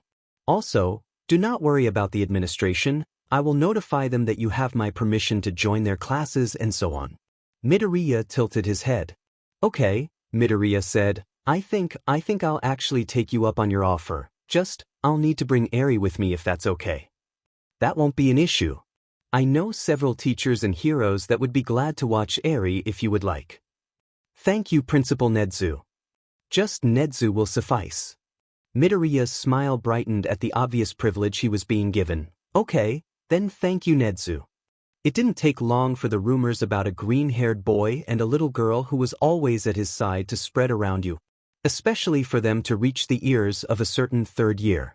Togata Mirio had been walking to class when he overheard a conversation. Yeah man, this random dude with green hair walked in with a little girl. The one that has like a horn or something on her head. The teacher even greeted them like it was normal. Then they just sat there and Togata froze as a scene played back in his mind. The little girl that Overhaul was looking for had been one with a horn peeking out of her head and ran into a green-haired teen before they disappeared. You. Togata quickly grabbed the student that had been talking. Describe the two of them again, please. Though startled, the boy answered. A G-green curly hair and big green eyes. The girl had whitish hair and a short horn sticking out from her forehead, I guess. Did you see them use a quirk? Maybe? Some of us were going to ask him something like who he was, but he disappeared before we could. Like 1 second he was there and then, poof, he was gone. A smile lit up Togata's face and he patted the student's arm. "Thank you." He almost practically yelled before he ran. He had a phone call to make. Izuku was having a great time. After finishing the assignments for his online school, like writing about how past pre-Quirk trends may possibly return and gain popularity, he'd go around UA with Eri. Her eyes would light up when he decided it was time to go, and it became routine for her to stand up quickly, ready to be picked up before he'd whisk the both of them away with his quirk. The small pause he used to have when she called him mom the first few times had disappeared, and he couldn't help but smile at how easily she said it. She'd quietly tagged along as they went around the big buildings and met all sorts of people. They'd usually end up sitting at a desk, and though after a while, Eri would get restless, she'd end up playing with his fingers or use one of the coloring books Izuku decided to bring one day. At the moment, they were in present mix class with some second years. Mike had been more than happy to essentially pull Izuku into the classroom and push him into an empty desk at the front. With Mick's unsurprising enthusiasm teaching class, it was anything but boring. There was a stifled snort Izuku tried to hide behind air when Mike called out a term or two in English that went over everyone's head. He wasn't quick enough as Mike smiled. "Oh, come on, Midoriya," he said in loud English. "Care to share what's so funny with my wonderful students?" He even let his glasses fall a little further down his nose, and Izuku couldn't help but chuckle at the image. "Sorry, it's just everyone looks so confused and you're so happy?" Mike almost looked frozen before his smile inexplicably widened. "Now when were you going to tell me you know English?" he asked, and Izuku could feel his cheeks flush at the realization that he answered in English. He looked to the side and brought a hand up to rub at the back of his neck, purposely answering back in his native tongue. Izuku said, "Just wanted to be able to read and watch what the English-speaking people had to say about quirks and heroes when I was little, and I might have a class in it now. Fine-tuning and stuff." "Impressive," Mike said before finally backing away from the desk and continuing the lecture as if nothing happened. Izuku avoided looking at the students' faces and instead focused on Eri's coloring page. It was a relief of embarrassment when he headed Ectoplasm's second-year mathematics class after Present Mike dismissed everyone. Ectoplasm was a lot more normal about his arrival, and Izuku comfortably got settled, taking out things for Eri and a notebook for himself. Already, he had some things listed he wanted to go over with Nedzu. It was disbelieving how welcoming Nedzu had been since Izuku first showed up at his office, and apparently, he didn't mind Izuku talking about various topics. He was eager to get Nedzu's thoughts on some of the notes, along with a formula Ectoplasm was going over with his class. They had been learning about it in one of his online classes, and he wasn't opposed to some more review. Though eventually, he put aside the pen and colored a bit with Eri watching as she tried to color around his bigger hands with such a concentrated look. "Mom, can I have some apple slices?" Eri asked softly while pausing in her coloring. "Sure, sweetie." While Eri munched on the slices, Izuku could feel the glances being sent his way. Not as sharp as he was used to, and fortunately, Ectoplasm got most of their attention with the next section. Still, when there was a break, Izuku wasted no time teleporting away. They ended up in a hallway where some students were slowly coming out of the classroom. The hallway was sure to be packed in just a few moments, so Izuku looked outside the window and focused on his quirk taking him there. A second later, he was outside with Eri in his arms, and the two of them reflexively looking up at the building they had just been inside of. A little better," he mumbled, and when Eri hummed inquisitively, he tried to explain what he meant. There was still a lot he didn't know about his quirk, like the limit of distance for places that didn't have a ta on it. Though so far, places within his line of sight and focused on had been within those limits. When it was somewhere out of sight, he found himself imagining a map in his head. The tags were helpful, but when there was no tag, he had to focus on the direction he wanted to be pulled. Places where he knew the location and actually seen before were a bit easier to go to. It helped that they were getting familiar with UA campus, slowly teleporting to different spots were becoming, as Present Mike would say, a piece of cake. The block for teleporting to tagged locations without danger didn't feel as strong as before. If he was lucky, it might even disappear in another couple of days. "Then can you jump to more places?" Eri asked, letting herself be set down now that they were going to sit underneath a tree. She curled up into his side when he sat down after her. He leaned back against the bark with a sigh. Hopefully. In Principal Ned's office the phone rang. With a smile he let it ring 3 times before picking up. Hello, Principal Nedzu of UA speaking. Yes, hello. This is Sir Night Eye. I have some important information regarding someone on your campus. As always, Sir Night Eye cut to the chase. I see. Would you like to discuss this in person? It'd be appropriate to do so if it's the person I have in mind. There was a sigh on the other end, unnoticeable to anyone else. That would be fine. I'll schedule a visit as soon as I'm able. I'll see you then, goodbye. Nedzu hung up before looking up at Aizawa, who was glaringly keeping his head ducked into his capture weapon. Aizawa, you'll find I have video evidence of the smile you had while looking out the window at Midoriya and Eri. Nedzu had a surplus of evidence ever since they revamped their security system due to the alarm incident not so long ago. It was most fond of the video footage of amusing events. A muffled, "You're expelled," escaped from the capture weapon. You'll find that'll be hard to do considering my position as principal. I'll find a way. I'm sure you would. Nedzu continued to smile at Aizawa until a small ping alerted him to another amusing incident somewhere in the school. Specifically in Power Loader's class, which was always a treat. While staying at UA, Izuka hadn't exactly felt any pings or tugging to pull away, except standing in front of the door of Class 1H. He made sure to hold Eri tight when they went inside. The chaos that was in front of his eyes explained why. On one side of the large workshop room, there was a huddled group of support students hiding behind desks and big contraptions. The only 2 who weren't hiding were Power Loader himself and a pink-haired girl chasing what looked like an invention gone rogue. A robot on the run was another way to put it. Demenit, Hattasum. Power Loader yelled while carrying a sort of makeshift shield. What did I tell you about activating this robot without ensuring all the safety protocols were in place? Oh, come on, Sensei, Hatsum said, with wide eyes outlined by circles of soot and an even bigger smile. I couldn't shackle my poor baby to the laws that tie down humanity. My baby deserves to experience freedom before it gets imprisoned. Power Loader ducked down to avoid a wayward robot arm. Well, its freedom is about to destroy everything in the workshop. The 2 of them tried to slowly back up the robot, but with a series of angry beeps and an odd hissing down it suddenly charged forward and swung its arm, with 2 additional new ones with a newfound vigor. Who gave you permission to give it more arms? Meanwhile, Hatsum had yet to stop smiling with utter glee, and Izuku had a feeling that she wasn't exactly giving it her all to stop her baby. Looks like the robot would continue to go on its destructive plan, but Izuku couldn't help but notice an open panel on the back of the robot. He looked down at Eri, who was avidly watching the scene, rather calmly, he might add. Leaning down he whispered conspiratorially, "Think I should help them?" Eri looked at him pensively for a moment before nodding her head. "All right, but first gotta set you down and then I need you to stay by the door. Don't come all the way in, don't want you to get hurt, okay?"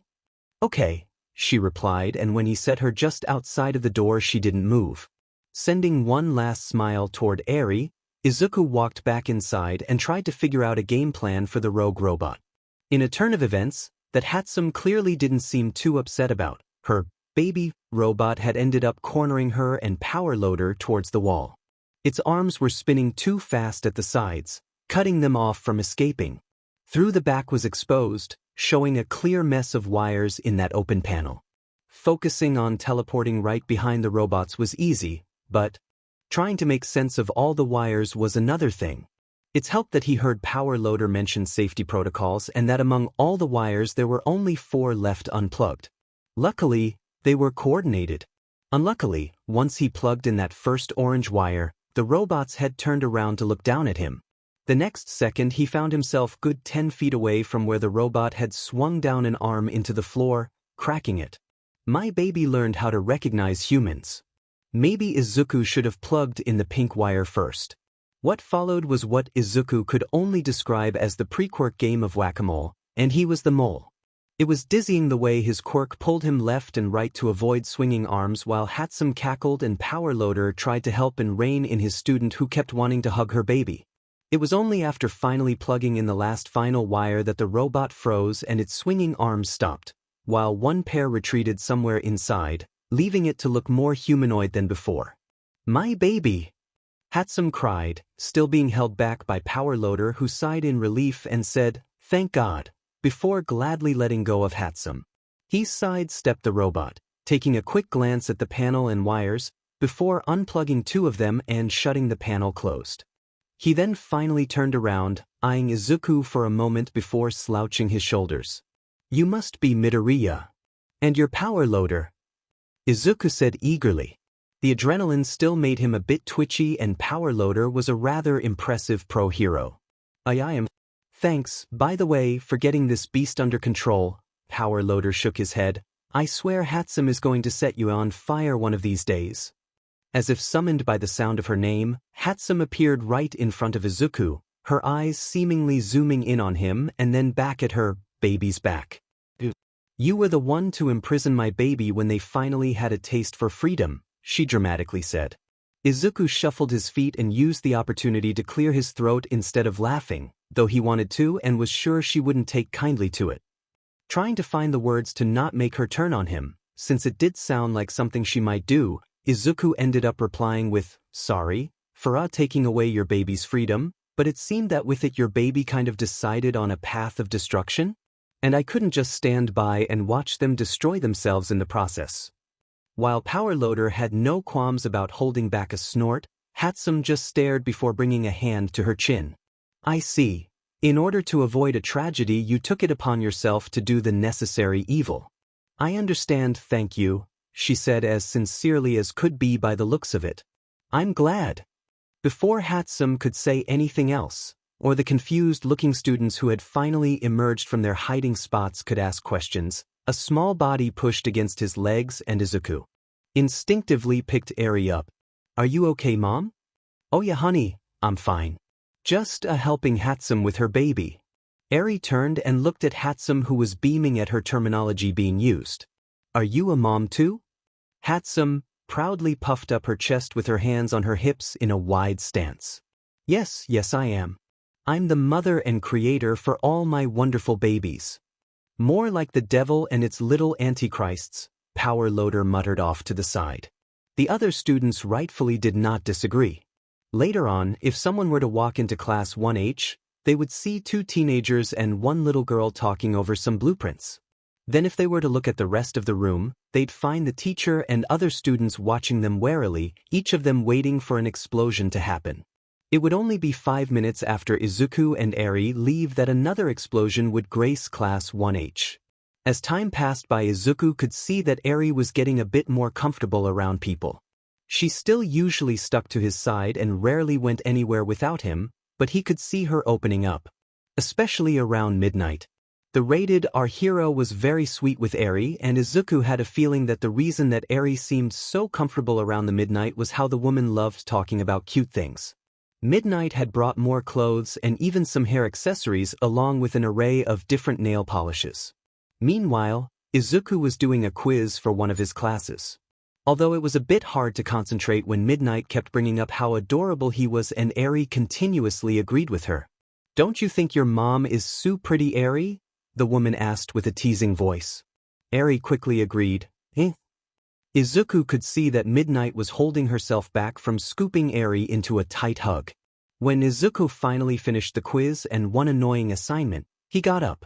Having been cooped up longer than he liked, he was planning to go around UA like he usually did. But when he looked at Eri and Midnight, they looked so happy he didn't want to take Eri away. "Hey Eri, would it be okay if you stayed with Midnight while I went around UA?" Eri looked between Midnight and Izuku. "I can stay?" She had such a plain face at that moment and her voice was oddly measured. "Of course you can," Izuku said easily. "I trust Midnight and you look like you're having fun. So if you want, you can stay." After a few moments of Eri seemingly scanning Izuku's face, as if searching for something to tell her what was the right answer, she quietly said, "I want to stay." Izuku looked at Midnight with a serious look in his eyes and she nodded in return. On Midnight's face was a look that said, "Don't worry, I'll take care of her." With that, Midoriya headed out. "Bye Mom," Eri softly called out. Izuku smiled. Bye sweetie, see you later, and then he was off. It felt unusual not having Eri by his side. A small part of him missed it. For some odd reason, he felt the tiniest bit. So, was this how his mom felt? Slowly the feeling went away as he visited classes and took a look around the campus. He even got some off looks from a couple of students who had gotten used to seeing Eri wherever he was. When he visited Class 1H, he even got a hug from Hatsum, and she said something about understanding the pain of being away from your baby. Surprisingly, that put him in a better mood, and he got down to business with seeing what Hatsum had in store. He didn't stay long though, and soon he found himself walking outside near where UA had their fake cities for training simulations. He was thinking about how cool Cementos was when he spotted the space hero, 13. He ran towards them. "Hi 13. 13 turned around to face Izuku. "Oh, hello Midoriya, what are you doing here?" "Oh, I was just checking out the fake city that Cementos made, but I was wondering if I could walk and just talk with you." Izuku had never had so many opportunities to talk to the heroes he had always analyzed online. There were so many forums filled with information about all of them, but none of it beat being able to actually talk to them. "Sure, I'm actually heading towards the unforeseen simulation joint. You can come with me if you would like." "Yes. Thank you so much." 13 laughed at Izuku's enthusiasm. "It's no problem. Now what did you want to talk to me about?" Izuku was practically walking on air as he walked alongside 13. They had been speaking about an array of topics, though mostly focused on space. "Did you know that ever since Quirks showed up, almost all space exploration has come to a standstill? Once, we were making plans to go to Mars and build a colony, but when Quirks showed up, less funding went into space programs and people focused on more Quirk-related stuff. Which, makes sense and all, but once things with Quirks were fine and weren't the newest greatest thing, we never went back to really try and explore space." 13 looked at Izuku as he explained this with a passion, only seeing his reflection in the black expanse of the helmet, and continued, "And the thing is, now we have Quirks that we could apply to space travel. But no one's thought of it, or if they haven't implemented it for almost 200 years. Izuku paused to catch his breath, smiling widely at 13, who at this point simply tilted their head at him. 13, there are so many things out there, but we were just here still stuck on Earth." 13 sighed, the sound slightly mechanical through the mask. "I agree, Midoriya. Space is never-ending, and we're still here on this finite planet with seemingly no care for its precious resources and environments." The two of them lowered their heads at the tragic loss of the opportunity for innovation in the depths of space. They continued their walk, and Izuku could see a large building with a dome roof in the distance. Izuku almost tripped a few times from looking up as they walked. Closer and closer, and he heard 13 softly laugh before they went inside. They even gave him a little nudge to check the place out with his quirk before Izuku returned to 13's side by the entrance. "So, what did you think?" 13 asked. "It's amazing," Izuku said with ease. "There are so many different areas where you can train how to react to different scenarios and learn to adapt to different environments you might find yourself in later." "Yes, it does. In fact, Class 1A should be arriving shortly to use this place. That means Eraserhead is coming too, right?" 13 titled their head again at him. "Yes. Do you perhaps like Eraserhead?" "One of my favorite heroes. Along with Present Mike, Power Loader, and you too, 13. Izuku listed with his fingers. "I'm honored that I'm one of your favorites." Izuku looked away, rubbing at the back of his neck. "I've always liked you, even with such a powerful and dangerous quirk. You've always shown amazing control using it. And I remember one of your campaigns for careful quirk use in Teens too." He had watched a few of those campaigns with some hope that maybe it'd change the minds of old classmates or teachers. That's they'd grow to care. I know how harmful quirk can be, so I appreciated seeing you try to make people be more careful," he finished softly. Eyeing the distant flood zone, Izuku tried not to think that he had said too much. Then suddenly he felt a gloved hand pat him on the head. When he looked up, he saw 13 looking at him. Even with the helmet they had on, he thought they might have been smiling at him. After a moment, there was the sound of a bus stopping outside, probably carrying Class 1A, and 13 gave him one more pat before removing their hands and making their way to the entering class. A group of 19 students walking in following their teacher Aizawa. He eyed them while somewhat listening to Aizawa talk to 13. Apparently All Might was supposed to be there too. Interesting. He knew All Might recently announced he would be teaching at UA, but surprisingly Izuku had yet to come across him. When Aizawa asked why, 13 held up 3 fingers.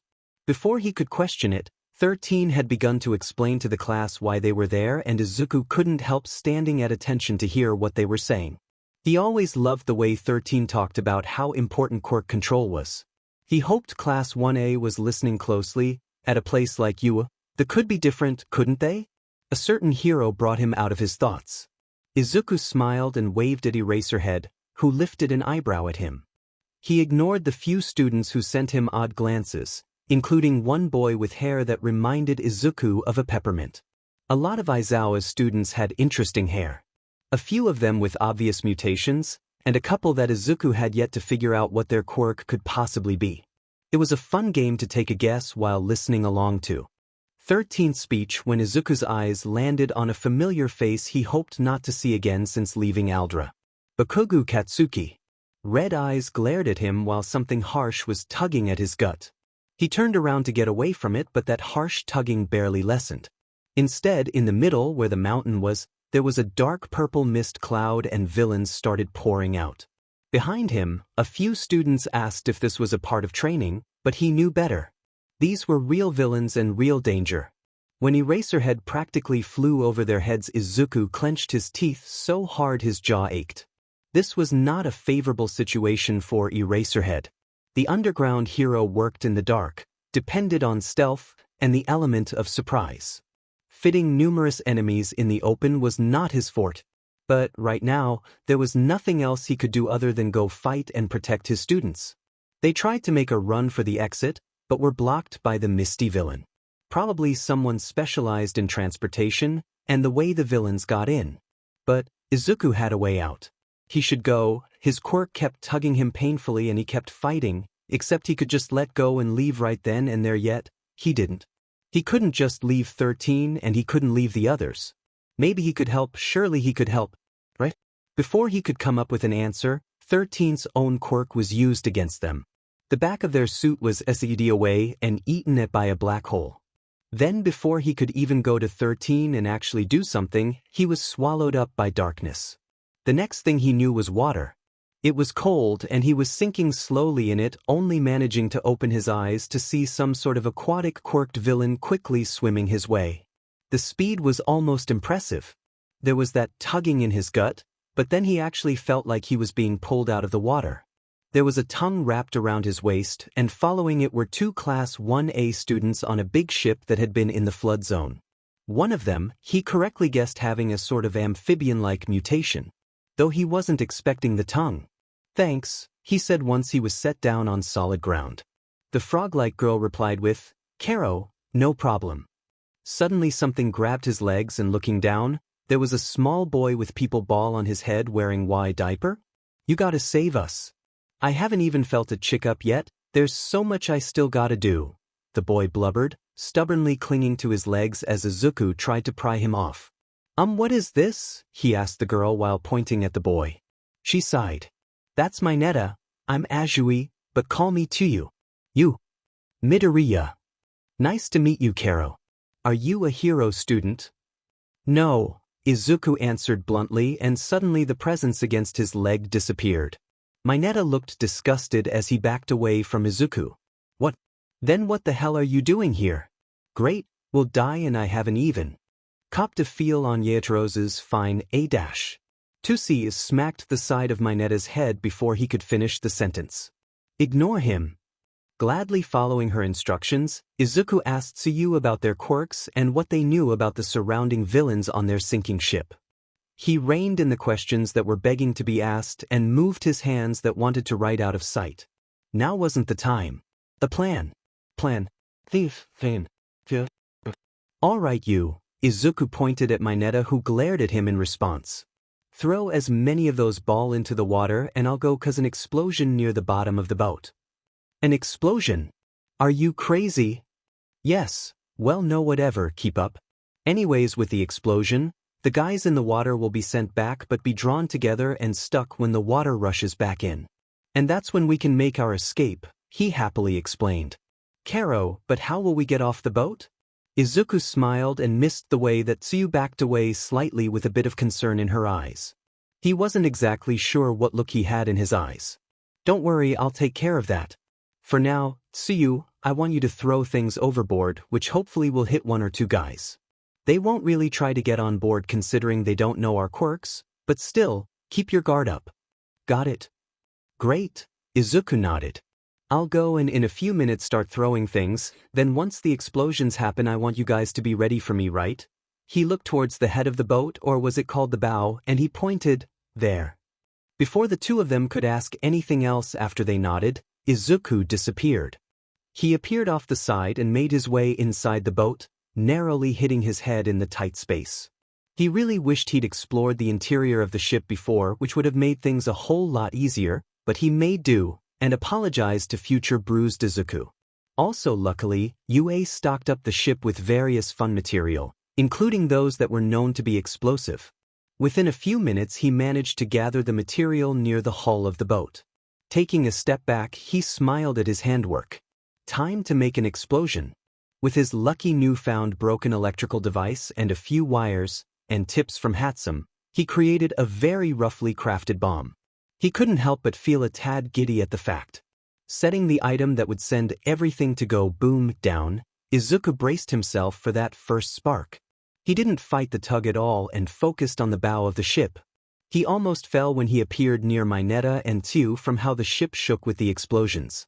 Looking out into the water, villains were pushed back and dragged back in with the water, each of them unable to escape the floating purple sticky ball. They were getting all clumped up together in one big mass and he couldn't help but laugh. Savoring the view for one more second, he quickly grabbed Mineta and Tsu. Alright, let's get off this thing, he yelled before running towards the end of the ship. Mineta screamed when Izuku jumped off while hanging from his diaper SE shorts while Tsuyu clung to his side. She didn't scream but audibly SE in a breath and stared at his face that undeniably had a wide smile on it. If she didn't know any better, she would have said Izuku was having fun. He was. They were only in the air for a few seconds as Izuku focused on an already determined location.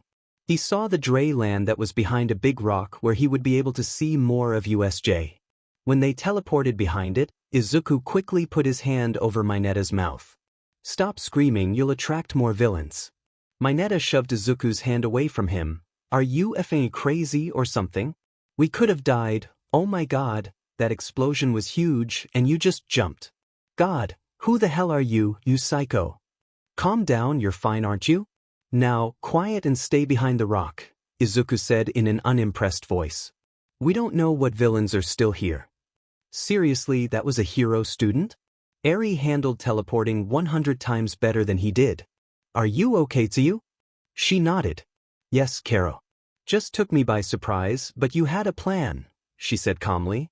Before they could say anything else, there was movement from beyond the rock and all three of them got down. When Izuku looked out, his eyes widened. Eraserhead was still alive. Except he was surrounded by villains, and even though he was taking them down quickly, Izuku's stomach felt uneasy. Especially when he saw the villain with dismembered hands watching Eraserhead so closely. That and the villain with an exposed brain that was just standing there. Then the next moment, the hand villain was on the move, inexplicably close to Eraserhead, fighting him.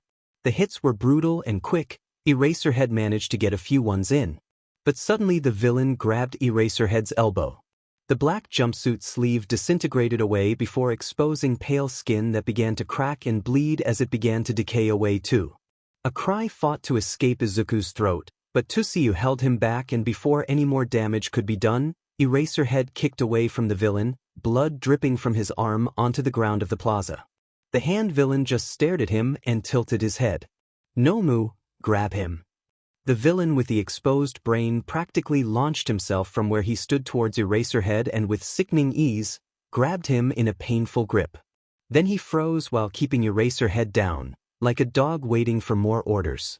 Before the hand villain could say anything else, the misty villain appeared. Shigaraki, the hero 13 is down, but one of the students was able to escape. Towards the entrance of USJ was a group of students and no villains. Within a second he reached out and grabbed Siu and Mineta, teleporting them there to the others. He barely let them stumble next to their other classmates before he teleported back to behind them. Eraserhead was still there in the Nomu's grip, and who knows, maybe he could get some useful information. The hand villain, Shigaraki, scratched with fervor at his own neck. If you weren't the way out of here, Kurogiri, I would decay you where you stand. I apologize, Kurogiri said with a bow as if being threatened was a normal occurrence. At the small interaction, Eraserhead took out a knife and slashed at the Nomu's wrist, severing it. With the limb severed, the Nomu screeched and used its other hand to grab Eraserhead's head and smash it into the ground. Even pressed against the dirt, Izuku could see blood slowly coat the man's face as his eyes closed. Nomu! I didn't say kill him. Shigaraki yelled at the Nomu, and the next thing Izuku could have sworn he heard was him mumbled something along the lines of, "He's a cool guy and now he's unconscious, dumbass Nomu." Shigaraki, I suggested we treat as the heroes will surely arrive soon. Ugh, I know that. But All Might was supposed to be here. Why isn't he here? Shigaraki scratched even harder at his neck. Kurogiri tried to pry Shigaraki's hands away as they argued before Shigaraki spoke again more clearly. Then what? Do we kill Eraserhead? Nomu dash. At the small call to attention, Nomu had released its grip on Aizawa, though keeping a foot pressing down on his back. Meanwhile, at the possibility that Shigaraki was about to order the Nomu to kill Eraserhead, Izuku practically gave himself whiplash from how quickly he forced himself to teleport to Eraserhead. With that small opening, he grabbed as much as he could of the hero and teleported away from the creature. With his head spinning, he picked up the man bridle style, lamenting the fact that he should lift some weights. Struggling to get his feet steady under him and a better grip on the fully grown man that weighed a lot more than a little girl he was used to carrying. Only when he had a better grip was when he finally bothered to look up. Shigaraki, with one large dismembered hand covering his face, looked at him. What the F dash? The attack was not going as planned. In fact, it went to shit. First, when they arrived, All Might was nowhere in sight. After Kurogiri warped the students to different areas, there was a big explosion off to the side. Then Kurogiri told him one of the students had escaped. No doubt to go get help and more heroes would be there soon. Now one of the heroes Tamura actually liked was unconscious and maybe had brain damage because the stupid Nomu got upset that its hand got cut off. This was not the plan. Tamura's fingers twitched as his skin felt like it was on fire. His nails dug painfully into his neck, barely relieving it. Kurogiri always told him to stop when he got like this, but it never stopped until his fingers drew blood. What were they supposed to do? Sensei hadn't told him things would go this way. He said the Nomu would be useful, but at the moment, Tamura would have to disagree. He was going to tell the DMN thing to let go of Eraserhead, when suddenly in the blink of an eye, the hero was gone. Then off the side, some green-haired shortstack was carrying the hero. Like some knight NPC carrying a DMN princess. What the F dash? You can't kill him, the kid yelled at him. As if you can stop me, hero brat, Tamura replied. He didn't even want to kill Eraserhead. He just wanted everything to stop getting so twisted and messing up his plans. He was prepared to set the Nomu on this kid when they were doubtable gonna be said, but instead, the brat looked confused. I am not a hero brat though? You're a UA student, aren't you? One of those brats trying to be like All Might. Tamura spat out the number 1 hero's name like it was poison. The kid shifted his weight on his feet, readjusting his grip on Eraserhead. No, actually, he said bluntly. Tamura pointed at Eraserhead, whose blood was staining the hoodie the brat was wearing. Then why the hell did you save him? Green Eyes looked at him, down at Eraserhead, then back at him. He's a good hero. I like him, can't just let you kill him. The universe had be playing a joke with how this brat answered him with a straight face. As if his answer was the most logical in this situation. Tamura turned the Nomu. Grab him, don't kill him, he ordered, and the Nomu shot off to where the two were. Except when the dust cleared after the Nomu's landing, the brat was once again off to the side. Nomu. him. Again, the Nomu shot off, but before the creature could even lay a finger on him, the kid disappeared. A few seconds later, they reappeared to the side, but Eraserhead wasn't in his arms anymore. "Hey! Where's Eraserhead?" Tomura yelled at him. "Why would I tell you that? You just want to kill him." Tomura screamed through gritted teeth as he roughly gripped his hair. "I'm not going to even kill him. I don't even want to, he's too cool for that and I have other shit planned." Oddly enough, the boy relaxed at his words. "Oh," the kid said, the smallest smile beginning to pull at his lips, "I think he's cool too." Behind his father's hand on his face, Tomura furrowed his eyebrows and his mouth opened slightly. What the F dash? In retrospect, asking a villain, even a fellow fan, who was attacking them, "So you like Eraserhead too, right?" wasn't exactly one of Izuku's best moments. But he rarely met anyone who actually knew about the underground hero. And with how he felt a slight buzz underneath his skin and he could hear his own heartbeat, he couldn't help but ask.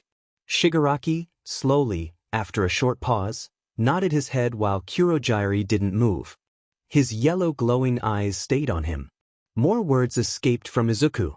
"I've always liked him. You know, he's kind of a good example for someone to become a hero without really needing a quirk." His fingers twitched at his side, just wishing he was holding a pen to twirl them with and put that nib to paper.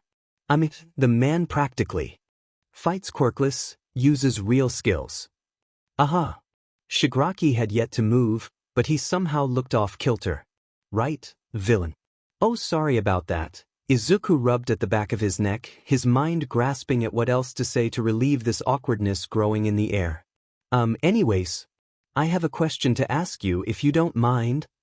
His head slightly shifted towards Kurogyari before Shigaraki spoke.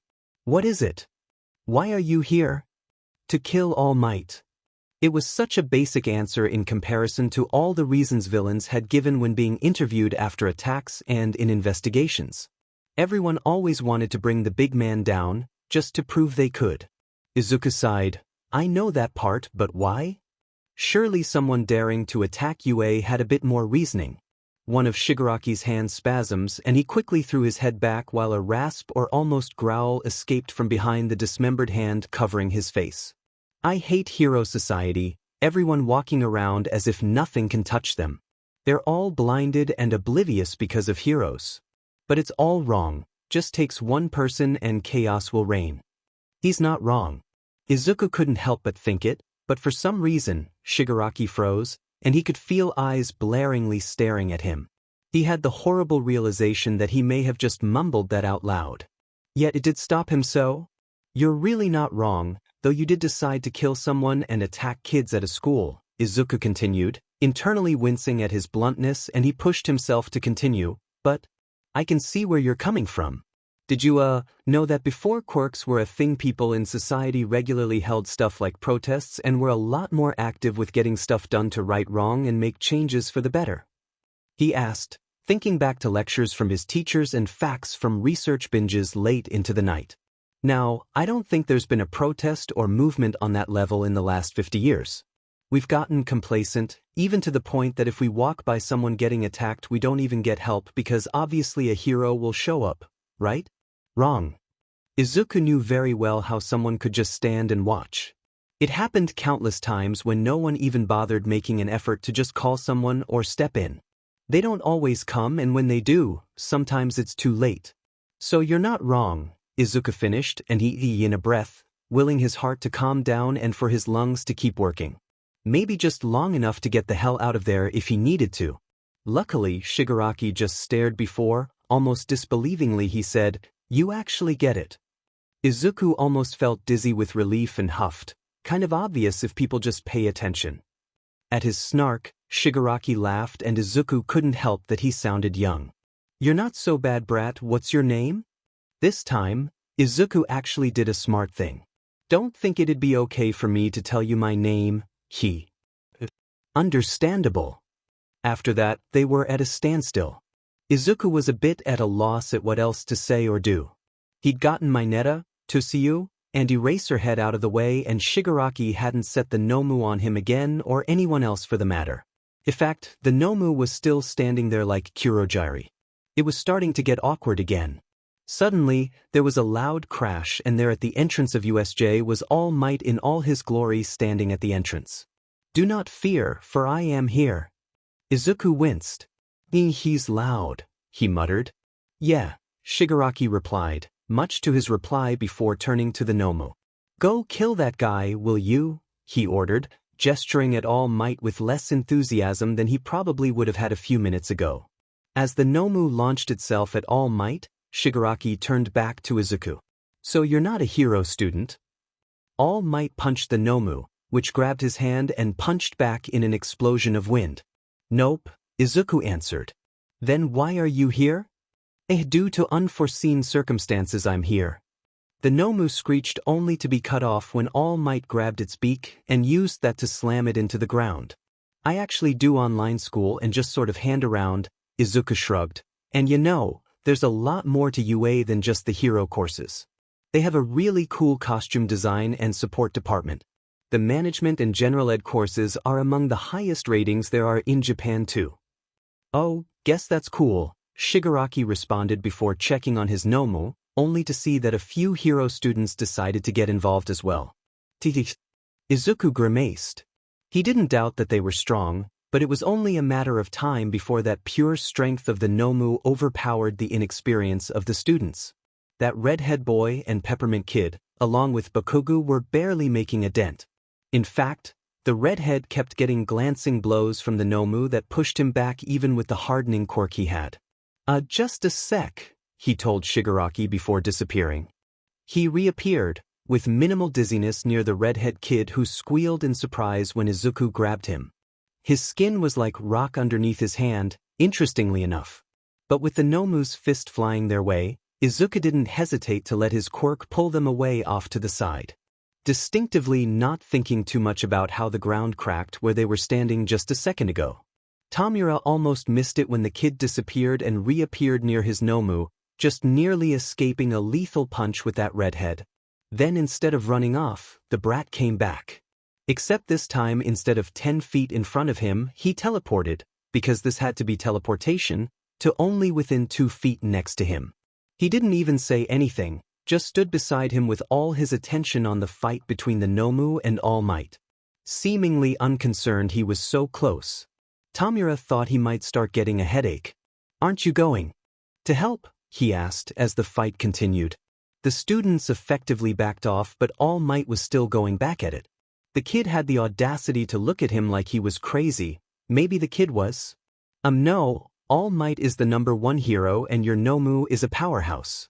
No way in hell am I gonna get in between the two of them. I wouldn't be able to do anything before getting killed," he answered back. "I was just watching out for that guy, the one that was about to get squished by your Nomu." "Yes," Tamura answered. "Yeah, and even with his hardening it wouldn't have been enough to prevent him from being crushed into the ground," the kid reasoned. "So I'm just gonna stand here though a dash." He looked up at Tamura rubbing the back of his neck. "If you want me to step away I could? Just thought we keep talking while watching the fight or something." Tamura shifted on his feet. "It's fine, you can stay there." The kid, and Tamura just decided to call him Greenie because that apparently seemed to be his color scheme, smiled at him. "Thanks." Even with a hand covering his face, Tamura winced at the smile. Greenie was way too happy. Kurogyri appeared at his side. "Tamura, I advise that we go back while we still can. All the others seem to have been defeated and All Might is currently distracted by the Nomu. The other heroes have not arrived yet. Also, I am unsure about Dash." His eyes flickered towards Greenie. "This one? Greenie here is fine and the Nomu is Doi Dash." At that exact moment, All Might went on an all-out barrage of punches into Tamura's Nomu that sent it flying into the sky and out of the U. Guess Sensei was wrong about All Might being weaker. "Wow," a small voice murmured and Greenie's eyes were still on the spot where the Nomu was sent flying out of the building. "Your creature failed. You're finished, villain," All Might declared. Tamura gritted his teeth and rolled his eyes. Kurogyri open a warp. Without pause, a purple warp gate opened back to the base standing at the side. Everything just went to shit. He stepped in with 1 foot before pausing and looking back at Greenie. He was still close enough to place a hand on top of fluffy green curls, one pinky still up. All Might and all the hero brats froze in fear, and he smirked at the idea that they wouldn't be able to do anything before he could put his pinky down. Meanwhile, Greenie just looked at him questioningly. "Looks like I'll be going, Greenie. Nice talking to you," Tamura found himself saying with surprisingly honesty. Kid was smart, funny, and if not a bit weird. His opinion was only proved when Greenie smiled. "Oh, nice talking to you too, Shigaraki." Tamura let out a puff of amused air and ruffled the Greenie's hair. "Make sure they don't turn you into a hero brat." The kid chuckled. "I won't." Behind Father, Tamura's mouth quirked up into something resembling a smile, giving him a pat on the head. "Bye, Greenie." Then he fully stepped into the portal. When the warp gate disappeared, Izuku touched the top of his head, very well knowing it could have been decayed like Eraserhead's elbow, but funnily enough, his quirk didn't pull him away when Shigaraki placed his head on top of his head. It barely tugged at him when he was just standing next to the guy before. When he turned, there stood All Might, Redhead, Peppermint Boy, and Bakugu staring at him with wide eyes. Nope. The next second he was at the entrance of the building and walked to where several students were huddled around the injured Eraserhead and 13. One of them somehow got hold of some bandages and gauze. Except then the entrance burst open, and in all their glory were the heroes. There was a tickle of laughter at the back of Izuku's throat when he saw their faces, but he pushed it down. Instead, he let himself watch as within a few moments, any lingering heroes were easily secured, and for some odd reason Cementos put up a cement wall down where All Might had been. Weird, but Izuku followed where Eraserhead and 13 were being wheeled out of USJ on stretchers. The sight of ambulances already waiting outside was a welcome relief. He let out a shaky breath and leaned up against a light pole outside. He didn't bother to look at the students who he could feel staring at him. Instead, Izuku frantically looked among the crows of heroes for a certain rated R hero and was relieved when he didn't find Midnight. Meaning she was probably still with Eri and was fine. Probably. Right? Wouldn't hurt to check. Present Mike barely jumped when Izuku tapped him on the back. "Wa? Oh Midoriya, are you alright? I heard you were here, but dash." "I'm fine," Izuku cut in. "Just where's Midnight? Still with Eri, right? Where are they?" "The dorms." Present Mike put a hand on Izuku's shoulder. "They're fine. Midnight stayed with her at your dorm when we were notified of the attack. Eri doesn't even know there was one. She's fine." "That's good. Thanks," Izuku said. No one was killed. Eraserhead and 13 were okay, well would be okay. Eri was safe with Midnight. Izuku didn't die. All in all a good day. Izuku froze. His mom. There was no way he'd be able to hide this from her. Nedzu quietly sipped his tea as Midoriya paced back and forth in front of his desk with an impressive recollection of his day. The beginning of it started with an easy-to-follow cadence and volume, but as Midoriya continued his voice slowly sped up and turned into a slight murmur or mumble. He'd even brought up his hand close to his chest, his finger positioning as if he were holding something, and they twitched. It looked as if he were riding in air. It was times like these that Nedzu was rather proud of his ears and keen eyes that were perfectly suited to following along Midoriya's tale of how he, with 2 other students, escaped the flood zone. He was particularly amused by how Midoriya's eyes lit up at the mention of the explosion he created before jumping off the boat. Nedzu found that the expression made complete and utter sense. Being able to create something so effectively destructive had a tendency to be a bit exhilarating. "I'll just leave him there." So I just took the chance and grabbed Eraserhead and popped us to the entrance with everyone else and went back down to the plaza to dash. Nedzu stopped sipping his tea. "Why did you go back?" Midoriya froze mid-step from roughly 2.5 seconds before he continued to pace silently. Another 5 seconds before he spoke up again, still pacing. "I'm not sure. I wanted to keep talking to Shigaraki, which turns out he didn't want to kill Eraserhead Anno. And I wanted to kind of distract him too, to buy some time." "I see. If I'm correct, it seems you were successful." "Yeah, guess so. All Might showed up and all that." Midoriya waved his hand around flippantly before suddenly turning his heel to face Nedzu. "Wait, You need to talk too. Midoriya's hand bobbed in the air as if he were tapping something. I don't know how else to say it. Your students, the hero ones, need to know when is the right time to get in a fight. You already know All Might is the #1 hero, big powerhouse and all that, but this Nomu practically had the same level of power as him. Multiple quirks to by the looks of it, which is actually really cool and wait, never mind. Anyways, a couple guys got involved. Peppermint Boy did alright with the ice being more long range, but the other two could have gotten killed. They were so close. I had to grab the redhead out of there before he got smacked by the Nomo. He resumed his pacing and muttered even with a lower register of voice. The ground was practically rubble where we were, his hardening would have crumbled with that hit. We're not even fully halfway in the school year and there's no way he'd have had exposure to something like that before. I hope not. Well, you never know. She can always happen and it's not like I don't know what I'm talking about. Look at me and Dash. Are they all right? Midoriya looked at him. Yes? But, he looked back down at his hands near his chest. That's not really the point, it could have been a lot worse and what if so Dash?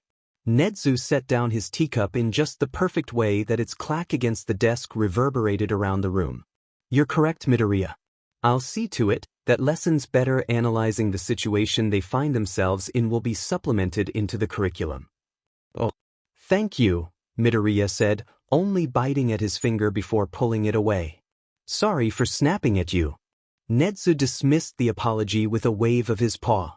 Midoriya's rant or ramble, most likely fueled by leftover adrenaline and fear, was nothing in comparison to the tirades of full-grown egotistical, arrogant heroes and commissioner agents. Midoriya's demeanor was almost refreshing in comparison. He was intrigued as to why the boy continued to pace. Is there something else on your mind, if you don't mind me asking? And Nedzu hoped he wouldn't. He was particularly curious about the ongoings of Midoriya's mind. I have to call my mom and tell her what happened. She's going to find out anyway and it's really better if she heard it from me. Just worried what she might do. Will you get punished? No. Midoriya shook his head. She wouldn't do that, just there's no doubt that once she heard about this, she'll be on the next plane back to Japan. Nedzu hummed. I see. Midoriya finally stopped pacing and took a seat in one of the chairs in front of his desk and sighed. The two of them didn't say anything else and a few minutes later, Midoriya left, saying he would be going back to his dorm. Nedzu was curious to see what solution he had come up with to his particular dilemma. The human mother. A research-worthy topic. After getting up from a nap with Eri still curled up next to him on the couch, Izuku dialed his mom. Just to say before anything, Eri and I are completely fine, safe, and sound.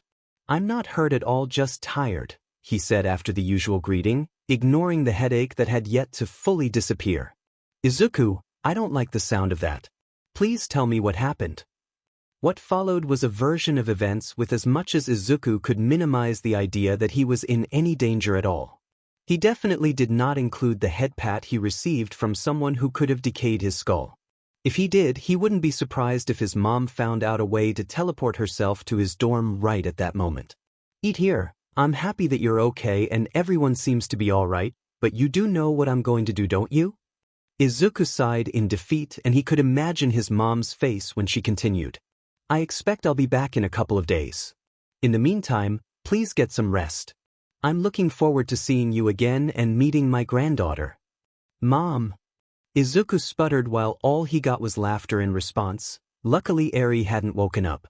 Don't be embarrassed, honey, she teased. I'm just surprised you've grown so much since I left. The call Midoriya Inko had with her boss in a company she had been working for more than 10 years was less than pleasant. Despite hopes of a promotion or signs of appreciation that never came, she hoped that the need for her to return to Japan, given the situation, would be understood. They clearly proved her wrong. It left her feeling rage bubbling up in her chest, just aching for her to pull at her hair and scream. Being sent away on this god-forsaken business trip had been one of the last straws, but she needed the job. She needed to keep her and Izuku afloat. Except when her boss went as far as to insult her son when she put in her request to return home due to an emergency, that was when she snapped. I quit, Inko said, interrupting the long tirade of her boss, berating her and insisting she needed to stay and take care of things. "What? Can't you dash?" "I wasn't finished speaking," she said venomously. "I quit. I've worked for the company for more than a decade and I'm sick of your treatment of me. I won't have you insulting my family. So I'll be on the earliest flight back home and you can start looking for a new employee. I'd wish you luck, but a heartless man like you doesn't deserve it. Goodbye." Then Inko hung up.